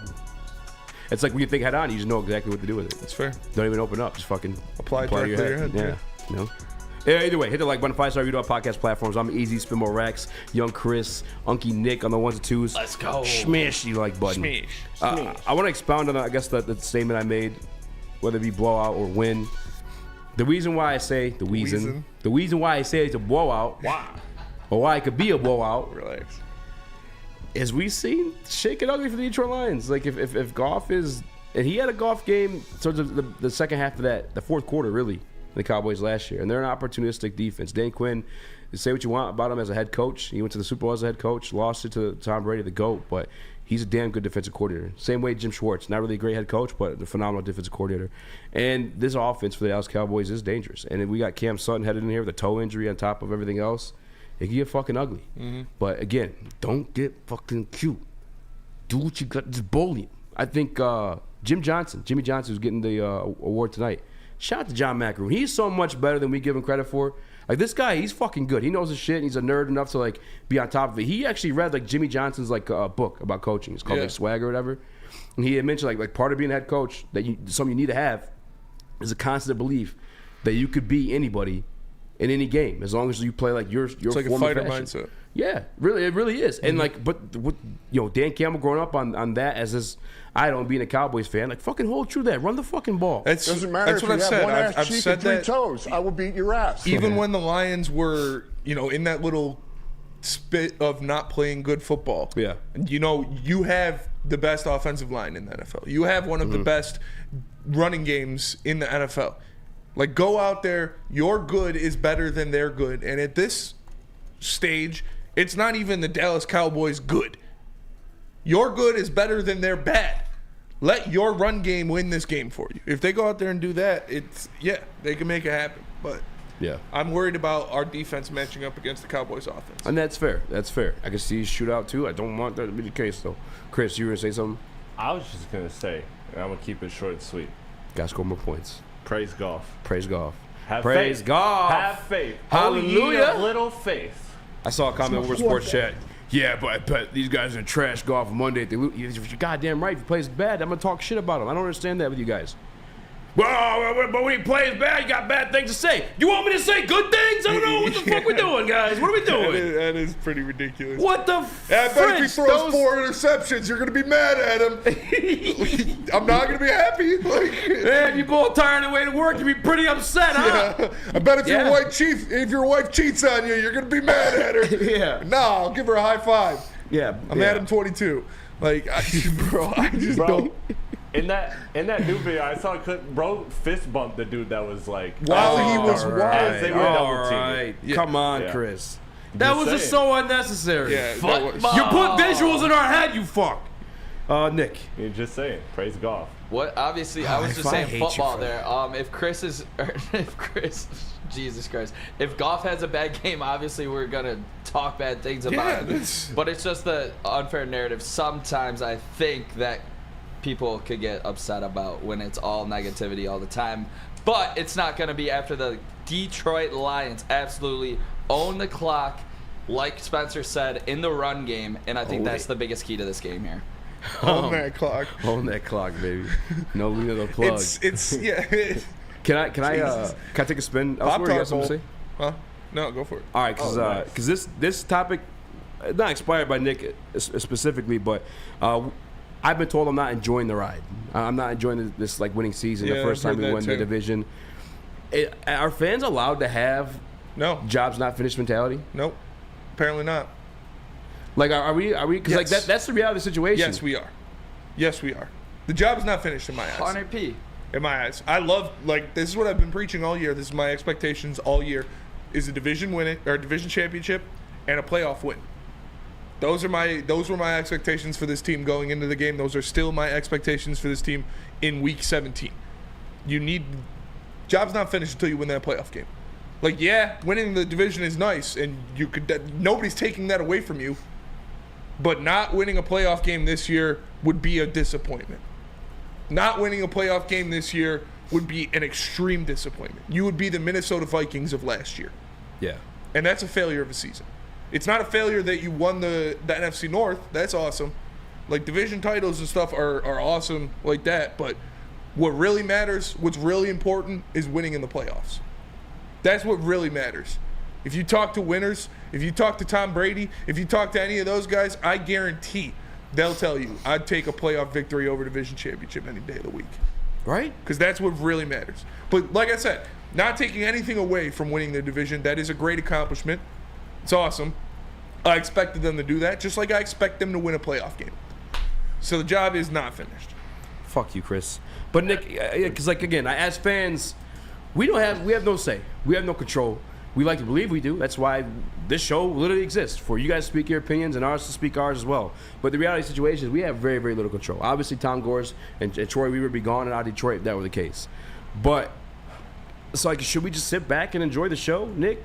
No, not at all. We did our predictions, and I'm going to come back to this. We all said 12-5, win the division, and get that first playoff win. Job is not finished. We have not won that playoff game. And expectations can change the way things go about in the season. Like, if we get up to that 2 seed and we host that second playoff game, my expectations are going to be to win that game. That's what mine are going to be personally, because I think our home field advantage means that much. And if we have an offensive line, I believe we can win any game against any team in the NFL if our offensive line is healthy. So expectations change. Job is not finished, bottom line. We need to win a playoff game. There it is right there. That's where I'm at with it. Need a playoff win. Sorry, I'm just responding back. Actually, I don't have to type. I have a microphone in front of me. Just a fan says, and I hate even like stopping to like address this, but actually I'm not. I'm really not.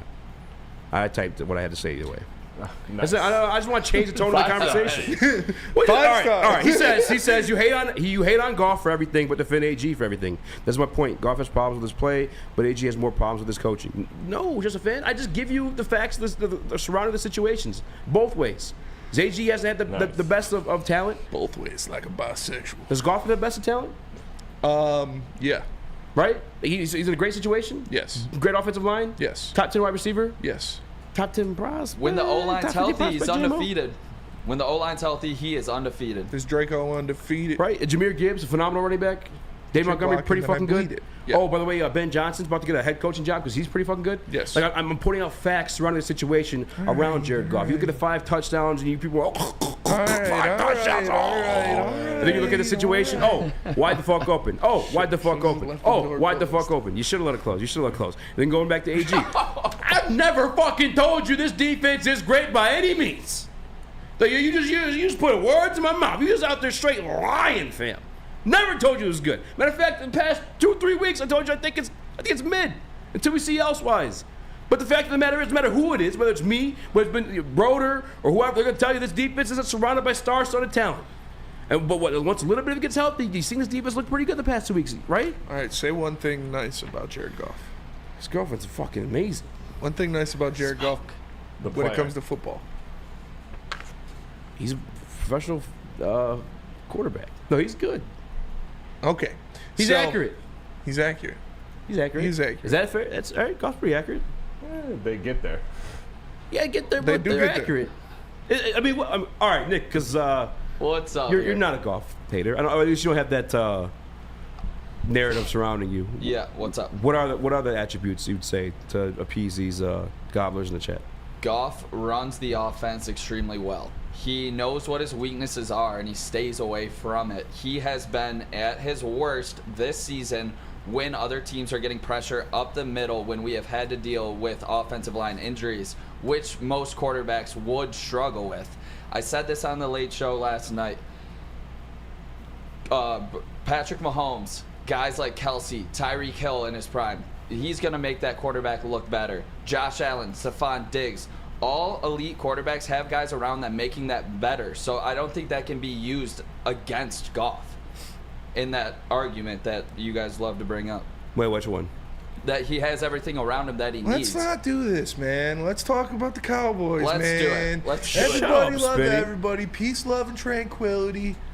I don't want to scare off the gobblers. What was the argument one more time? Jared Goff, offensive line, when healthy, he hasn't lost a game all season. So if this whole line stays healthy, I'm going to remain super positive in Jared Goff and this team. And this has nothing to do with the amount of money that will be in the future of JG. What was the argument you were saying that we used to bash him or whatever? That he has everything around him that works well. Like so Brown, but you're saying running game, a healthy offensive line. and he's undefeated with those things. So it's true. So it's true that he does have a lot of things around him. Yes. Yeah, that's why I was confused. I'm not saying he doesn't. So, but you're saying when the offensive line is healthy, he's undefeated, and so you're dismissing the argument that we said he needs good things around him. But who doesn't? Who doesn't need good things around him? Look at Patrick Mahomes this year. Making the playoffs. Yeah. He's Josh Allen probably going to win their division. Well too. What are you guys talking? What is the question here? I don't know. You brought it up. You guys literally just asked me. I was just confused because you dismissed an argument. Jared Goff said Jared Goff needs a lot around him. He talked himself into a corner. He kind of did.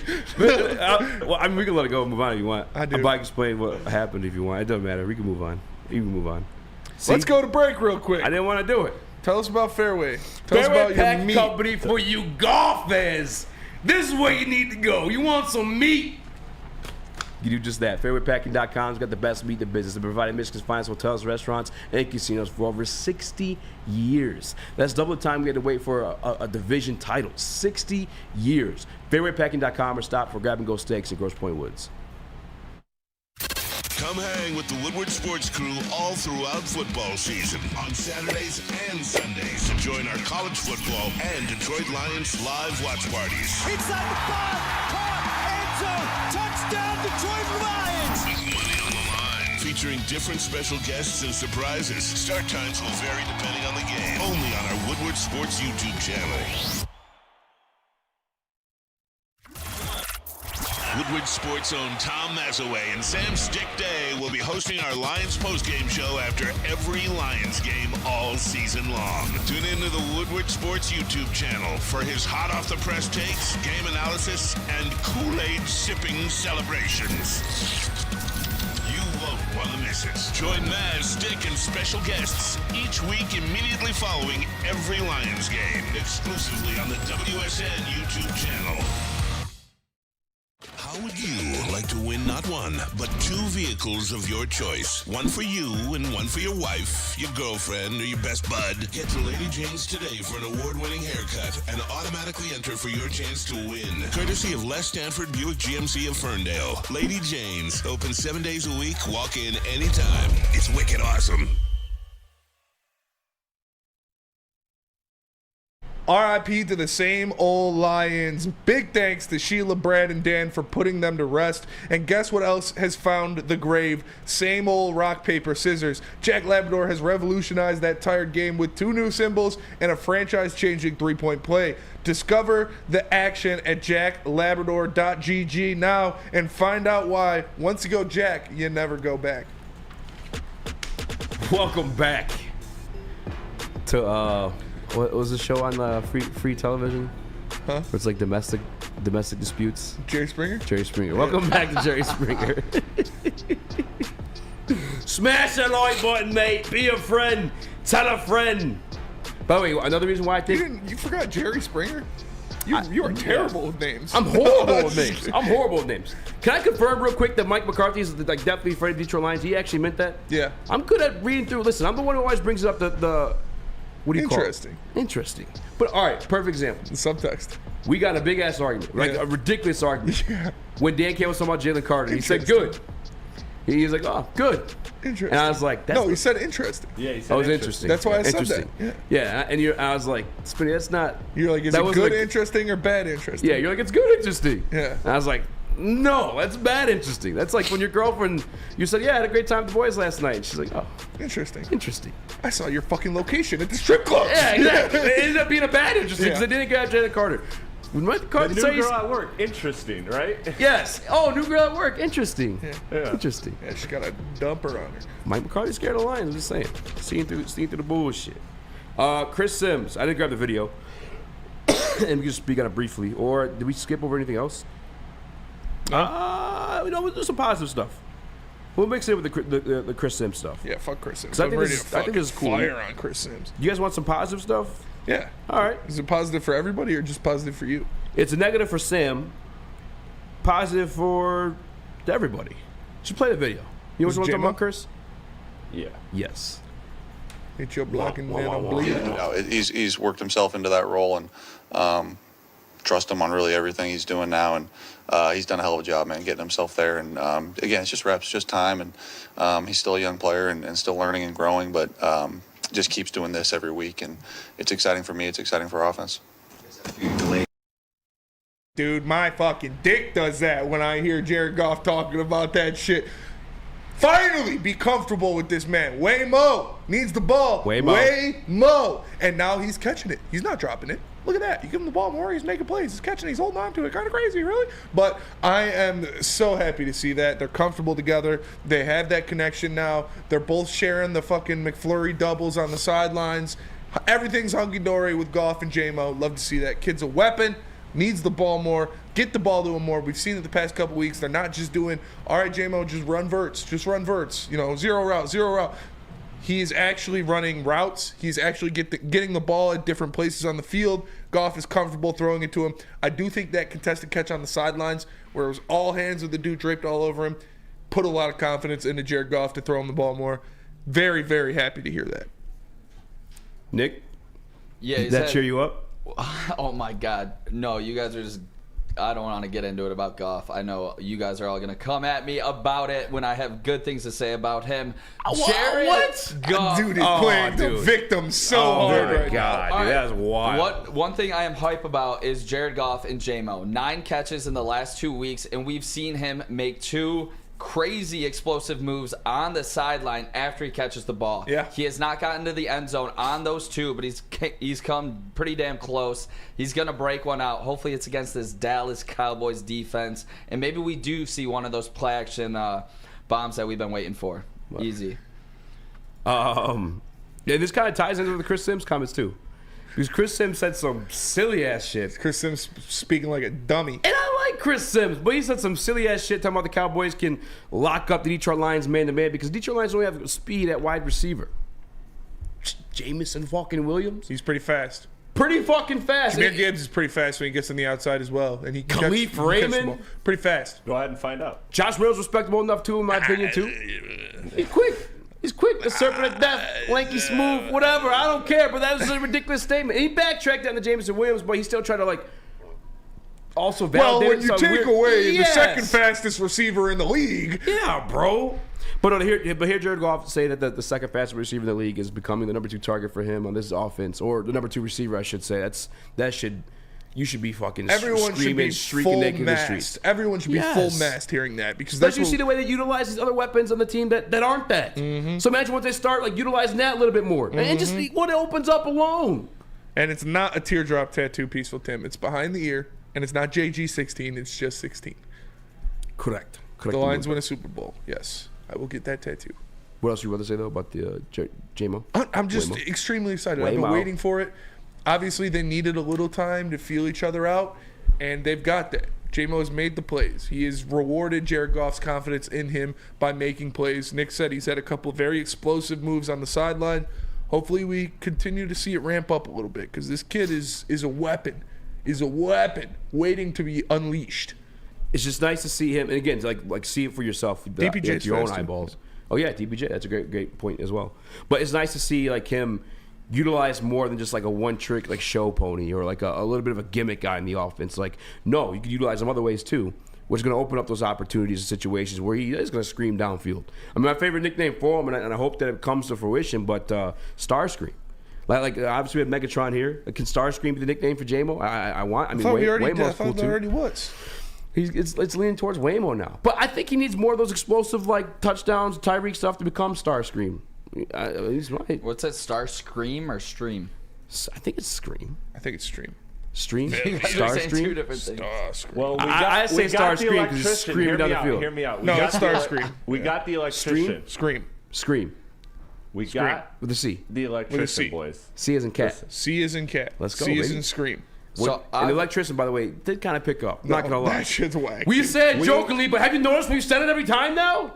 Yeah, it's stuck. Joke, dude. It's stuck though. Meat missile sticks. And I feel bad for him. It's gonna stick. The electrician, Jahmyr Gibbs. It is not electrician. We got Zach the electrician. got another one. It should be So Steve now Jackson. we got the electrician. So now We got the sales rep too in JMO. We got everybody getting 9 to 5s all across the board. Terrible. We got the sales. That was bad. That was bad. Mute his mic. He's done. Yeah, get him out of here. So with us, That's not fire. That's not fire. Mute his fucking mic. Sales rep and electrician. All right, what you saying? Yeah, I'm Nick? just saying. The carpenter. You're a timeout, So Chris. with us being able to run the ball like we think we'll be able to, do you guys think that Goff and JMO link up on a play like he did at the at Bucks when he got that long touchdown pass? Uncle Neil saw feet, said J-Mo can be the mechanic. That's better than fucking sales rep. No, Starscream all day. Well, say it one more time, Nick. I'm sorry. With us being able to run the ball like we think we will be able to against this Dallas team, do you guys see a play action deep ball from Goff like the Buccaneers game? You guys see one in Dallas? Absolutely, yes. Maybe something Ben Johnson's been sitting on for a little while. Hey yo. I think that's like listen. This is a fault of mine, but I can see that every single game. And J-Mo has that like game breaking ability, speed. man. It can happen at any moment. Like, Yes. that's what he possesses. So like, I'm prone to say yes every single time I'm asked that question, unless you're seeing a team with like 2 elite cornerbacks that like can eliminate that threat of it. Hit your block and then I bleed it. I think they're going to use J-Mo more, and then they should definitely use him down the field more because that'll stretch the field, and that'll open up more opportunities for guys like Amon-Ra St. Brown and guys like Sammy Lapata. Like, you hit J-Mo with one of those, it can change a game. We saw it literally happen in Tampa Bay, where they hit J-Mo with that one down the field, and then Tampa Bay's defense was like, oh, fuck the cops. So they got scared, and they were worried about J-Mo the whole time, and you saw Amon-Ra St. Brown, Sam Laporta start getting activated in that game plan at the end of the game, and that's when they took over and won. I think one piece of it, too, and I know he was a kick returner for Alabama, but one piece of it that I guess, like, went past my evaluation of him is the juke he had against that Denver Broncos game. Like, I didn't know that wasn't as bad. Like, I'm sorry, sir. You could take Chris out of the penalty box, by the way. I was unfamiliar with the game. Like, I didn't know that you could do that in the the short passing game and then make a move and do something else with it. Like, and maybe I should have known, but it just. Even if he's not being utilized as a deep threat, like, it's nice to know that he can still go out there and make a play, and not just making a move after the catch, but also making great catches. The one against the Denver Broncos where he had hit the freaking limbo afterwards, like, that was a phenomenal catch. He had another great one across the middle against the Vikings too. Yeah, it's just nice to know he's becoming that reliable piece because it opens up so many other opportunities for so many other great weapons. But again, it's Jared Goff making them, not just those people being great. Hey, and his confidence is truly there. You can see it Yes. after the play, Like a sales before, rep. he's All right, mute him again. He's done. He's ready. He's done. God damn it. The sales. He's done. I'm gonna fucking The sales whoop your rep ass. is balling. No, his confidence level, it speaks Hold me though, back. and you can tell by just Pretend the you way hold me he's back. playing. Absolutely dogging. I would like to see him at least get one of those shots this week in Dallas.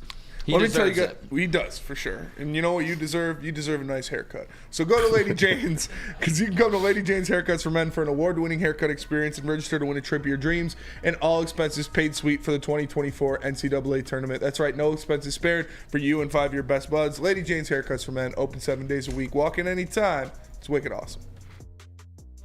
Since the dawn of moving people, Chevrolet has led the way. The world of transportation is changing. At Feldman Chevrolet, we are leading the charge forward. With every electric vehicle, every mile traveled, one Feldman at a time. The company that puts more Chevys on Michigan roads is now the #1 name for Chevy electric vehicles. Brace yourselves, Detroit. As the sun begins to set, 2 of Woodward Sports' brightest young stars will be taking the mic for a brand new show. Woodward Nights with Spooner and Broder. The dog days in Detroit are over, and the boys are unleashed. Join in on the banter and hop on the bandwagon of the #1 night show on the internet. Tune into the Woodward Sports YouTube channel every weeknight from 8 to 10 p.m. Woodward Nights with Spooner and Broder.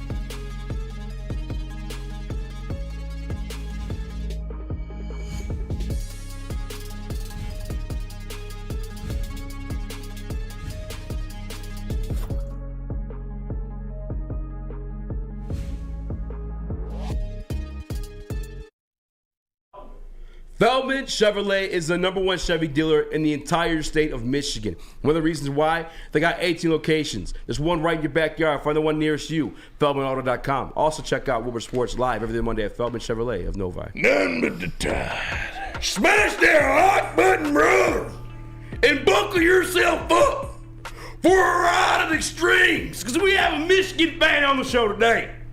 And we're going to have him preview the Michigan Wolverines. In the playoffs.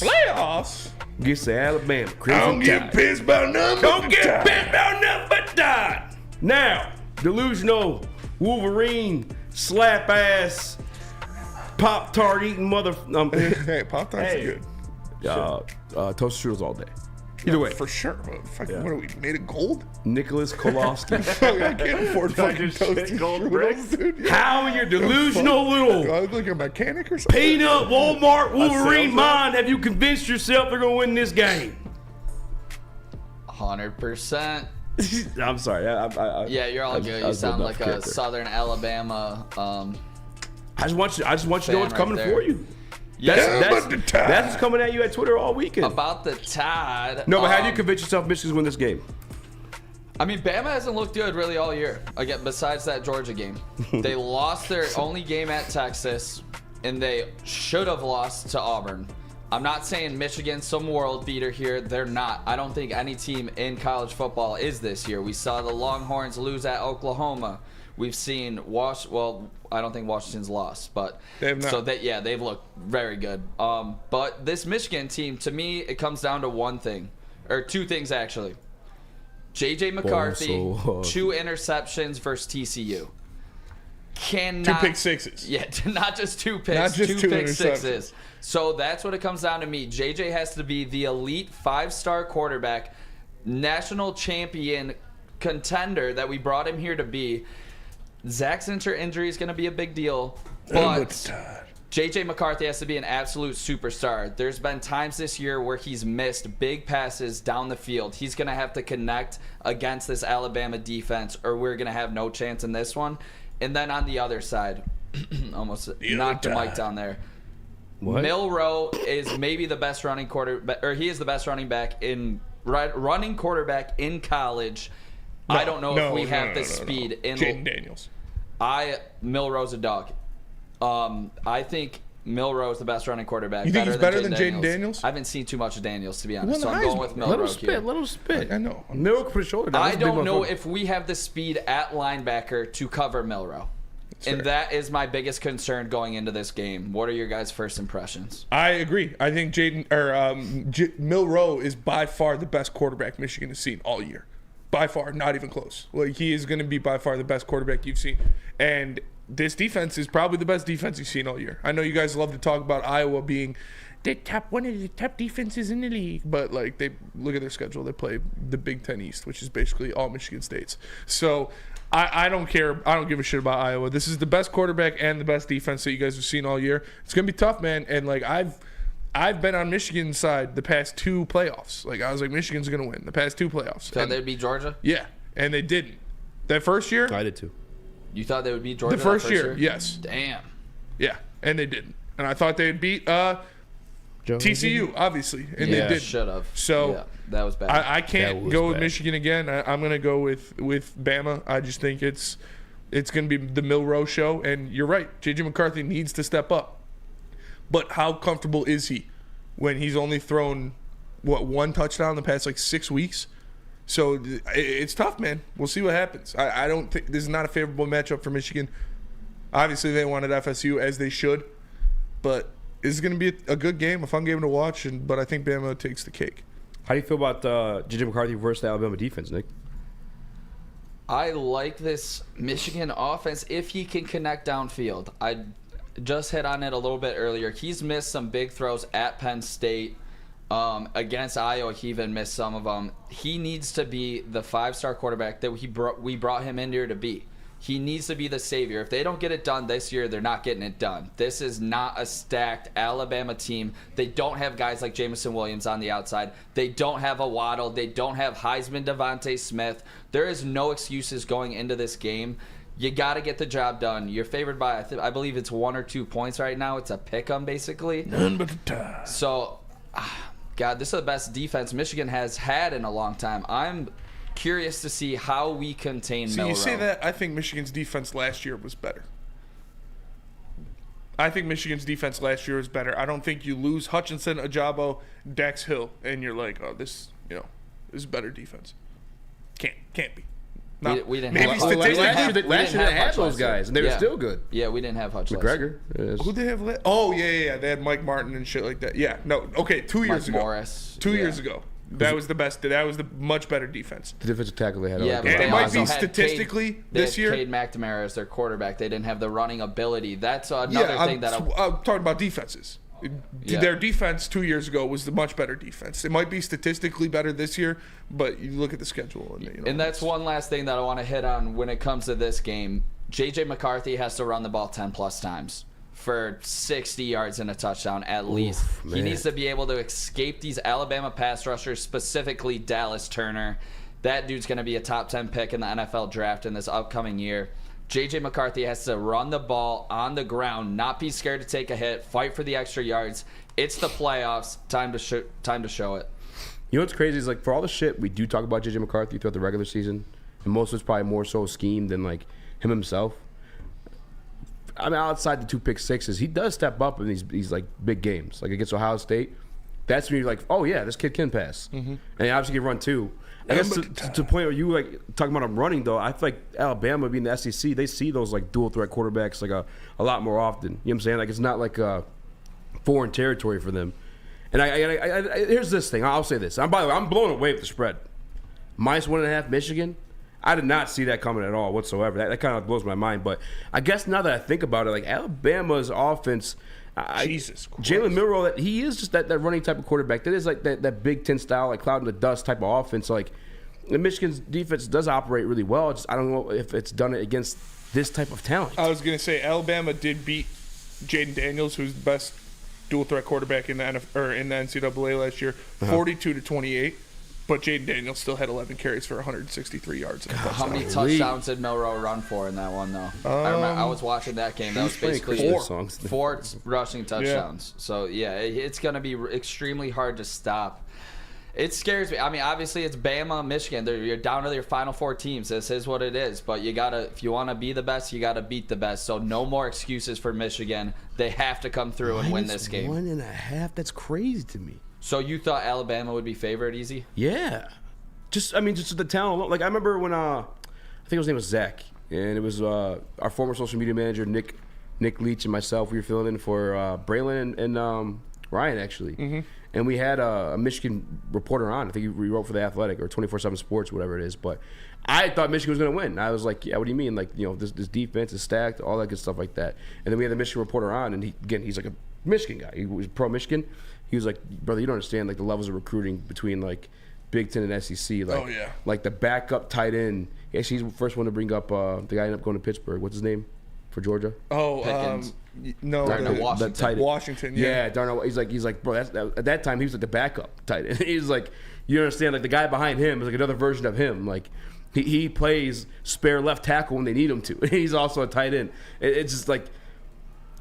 I get Michigan's good, and I believe they're good, and I think this is a good matchup for them because the Alabama offense isn't like anything special. I think Jalen Milroe is easy to game plan against, but like just the levels of talent across the board, I don't know if they're overcoming that. Mm-hmm. Broder had some crazy, ridiculous stat. I believe it was like over 15 5-stars.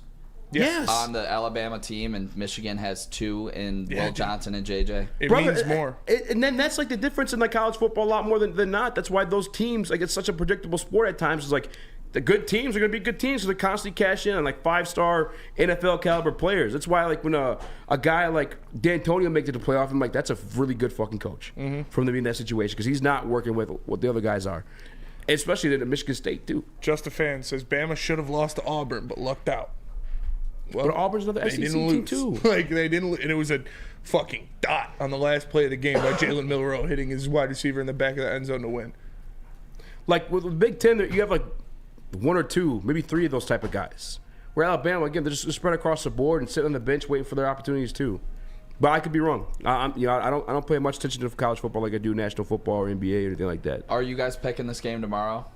Yeah, I'm picking. Probably, yeah. Yeah, okay. I'm picking it. We'll pick it tomorrow. Go pick it tomorrow. Let me tell you guys about Big Boy. Wintertime in Detroit is always better with comfort foods from Big Boy. Try the veal parmesan or the new Southern Comfort chicken bowl. How about breakfast? The stuffed potato pancakes are back. The classic lumberjack or Santa Fe garden. Also the new apple pie hotcakes that are too good to miss. Top it all off with a new gingerbread shake for dessert. Stop by your local Big Boy today. Where's the most convenient place to get that big fitness energy? It's Planet Fitness. Join today for just $1 down, $10 a month. With over 2,400 locations and equipment for every workout, you can get in, get energized, and get going. And with free fitness training and most clubs open 24 hours, everyone belongs in the judgment-free zone. So join today for $1 down, $10 a month, no commitment, cancel anytime. Come hang with the Woodward Sports Crew all throughout football season on Saturdays and Sundays. Join our college football and Detroit Lions live watch parties. Inside the 5, caught, end zone, touchdown, Detroit Lions! With money on the line, featuring different special guests and surprises. Start times will vary depending on the game. Only on our Woodward Sports YouTube channel. Your home is your most important asset. Flexibility in the sales process is key.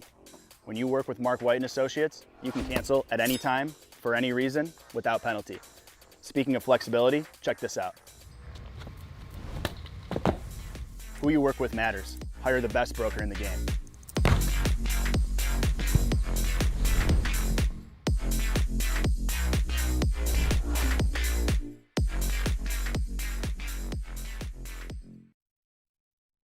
Swiss Insurance, the best place to shop your home and auto. Make sure you guys do with Mark. It's Mark at SwissINS.com for his email address, or call him directly at 248-800-4177. Lock button, lock button, lock button. If you ain't hit the lock button, then you ain't cool at all. So be real cool and press the lock button and stuff. You know what I'm saying? I'm Eazy. That's been Mo Rex. Hello. Young Chris, Unky Nick on the ones and twos. Let's go. Get smashed the like button if you guys haven't already. 5-star review. Be a friend, tell a friend, share the stream. Time for the Pistons in Boston. Oh yeah, I forgot about this one. This is you, Chris. This ain't a mailbag. This is Chris's firearm tell-em segment. Let's hear it. Let's hear the manifesto. Go off, King. This is a manifesto, if you will. This is your sales pitch. I wrote a little. Mr. Salesman. Salesman. Sales rep. Except now I'm not applying for a job. I'm applying to get somebody's job removed.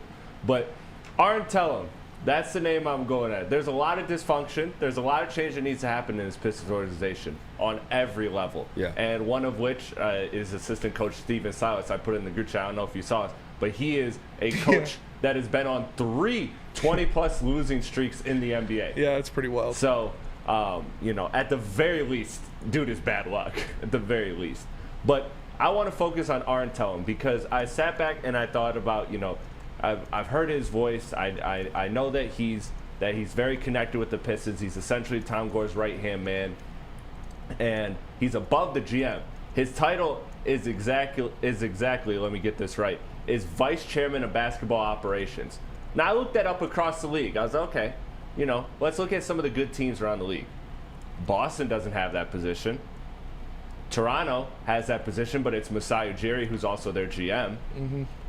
Houston doesn't have that position. Miami doesn't have that position. The Golden State Warriors don't have that position. So this is essentially a made-up position. And I'm looking back, and I'm thinking about it. That's even worse, bro. I'm looking back at it, and I'm like, okay, if he's what's a the position former called sports agent, vice chairman of basketball operations. So the other organizations don't even have this. No, they got a and president. only like 1 or 2 have those, and that exact title, but it's given to the person like Masai Ujiri, who's also their GM. So it's like. It's like an additional title. So Holy that shit. number one spells God, dysfunction. that makes it so much worse. I know. But so then I'm thinking, okay, this guy's former super duper sports agent, right? Like he's super successful. So the pitch is that he's going to bring us free agents. That's what he sold Tom Gores on over a decade ago. You can look up. There's photos of him with Tobias Harris, with Stan Van Gundy. Does that not make your blood boil? This man has been around that long. That is true. That man's been around that long that he has a picture next to Tobias fucking Harris. So I'm sitting there and I'm like, what's the excuse to keep this man? Well, his connections to players, right? If you look at players around the league that his former agency is connected to, it's a lot of role players. It's a lot of Clint Capella, sorry. Nikhil Walker-Alexander, Kyle Anderson. They do have SGA. That's all you had to say is Kyle Anderson. SGA ain't leaving OKC to come here. So you're not getting any big name free agents from him. You're getting at best. One thing I did notice is there actually are a lot of Pistons, former players like Josh Jackson, players like that the Pistons have given tryouts to. Wiseman are connected to that. So it seems like he's doing some favors there. If you really want to look at sports agents and you want to get somebody that's connected, go for Rich Paul. Go for Clutch. It's 2023. This man, Arn Tellem, was most influential sports agent of the year in 2004 and 2005. We're almost 20 years removed from that. Now, I'm not saying he has zero connections, but this is a guy that's archaic, past his time. Yeah. He's past his time. He's not representing him, and his former sports agency are not representing the best players. Now, you go to music, he's representing Kendrick, that's a W. But here in the NBA basketball world, that is a W. He is that not, makes me want to keep him now. He is not representing players that actually transcend us today. Hamidou Diallo, another guy that's been on this Piston roster. Shout out, Hami. So it seems like they're using a couple roster spots to kind of bring in former clients that are, what are those guys? Those guys are playing for contracts. They're not actually difference makers. Hami was playing for a contract. Josh Jackson was playing for a contract. It's just a waste of roster spot on this team that is already talentless. Yeah. And you can't waste roster spots. There's no excuse why this man should be here. Dude, that's Tap that baby in a foul. Good job, Chris. That is that's heartbreaking. Way to fucking kill the vibe, Chris. No, let him cook. Get that absolute piece of shit bum out of the front office. The fact that, again, the fact that he holds a position that you said only 3 other organizations have. No, I didn't look through every. I just looked at the top organizations. He looked at good ones. That's fair. I looked at the model organizations, and there was only 2 of them one of them that had that exact title, but it was given to the same person that is president of basketball operations. So he's the president and the vice chairman and the Messiah Jerry. Yeah. He's just fucking. I am the basketball operations. Yeah, he's got fucking claws and shit, or tentacles. Well, that's fucked up, bro. That is. It's fucked up that also when the owner makes a statement on the team losing, that guy's absolved and excluded from any of the fucking shit that's been going on. And he's been here since what, 2015? Does anybody have a video of Tom Gores dropping an N-bomb? Worked for Donald Sterling. Maybe it'll work for us. Maybe it was about Isaiah Thomas. Could we superimpose it? Could it be super? Maybe who's nice with the editing? Maybe he told his girl to not bring Isaiah Thomas around games. Hey, but he does so much in the community. Maybe he misgendered. That's the thing too, bro. You could do for the community without being the owner of the Pistons. Like great. That is awesome. That is amazing. But you don't have to be the owner of the Pistons to do for the community. No, I know. I was just I know. That was a joke. I know. The fact that he said how much he does for his community in his statement to the city of Detroit. If you take away the wins and losses, about his 27-game losing streak. You remember what we were doing to try to tank players' draft stock? Yes. Fish picks.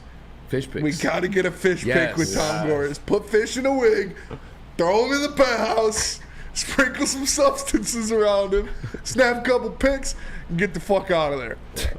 Someone's got to clip that. Spinny asks, does anyone have a video of Tom Gores saying the That'll do it for us today. Don't cancel me. Appreciate y'all tapping into the Woodward Heavyweights live on woodwardsports.com. Make sure you like love and you share the guys. stream. Love you all. Appreciate Smash you that guys. like button on your way out. For Eazy, for Nick, for Chris, I'm Spencer. We're the Heavyweights. We'll catch you tomorrow live from Dispo. Peace.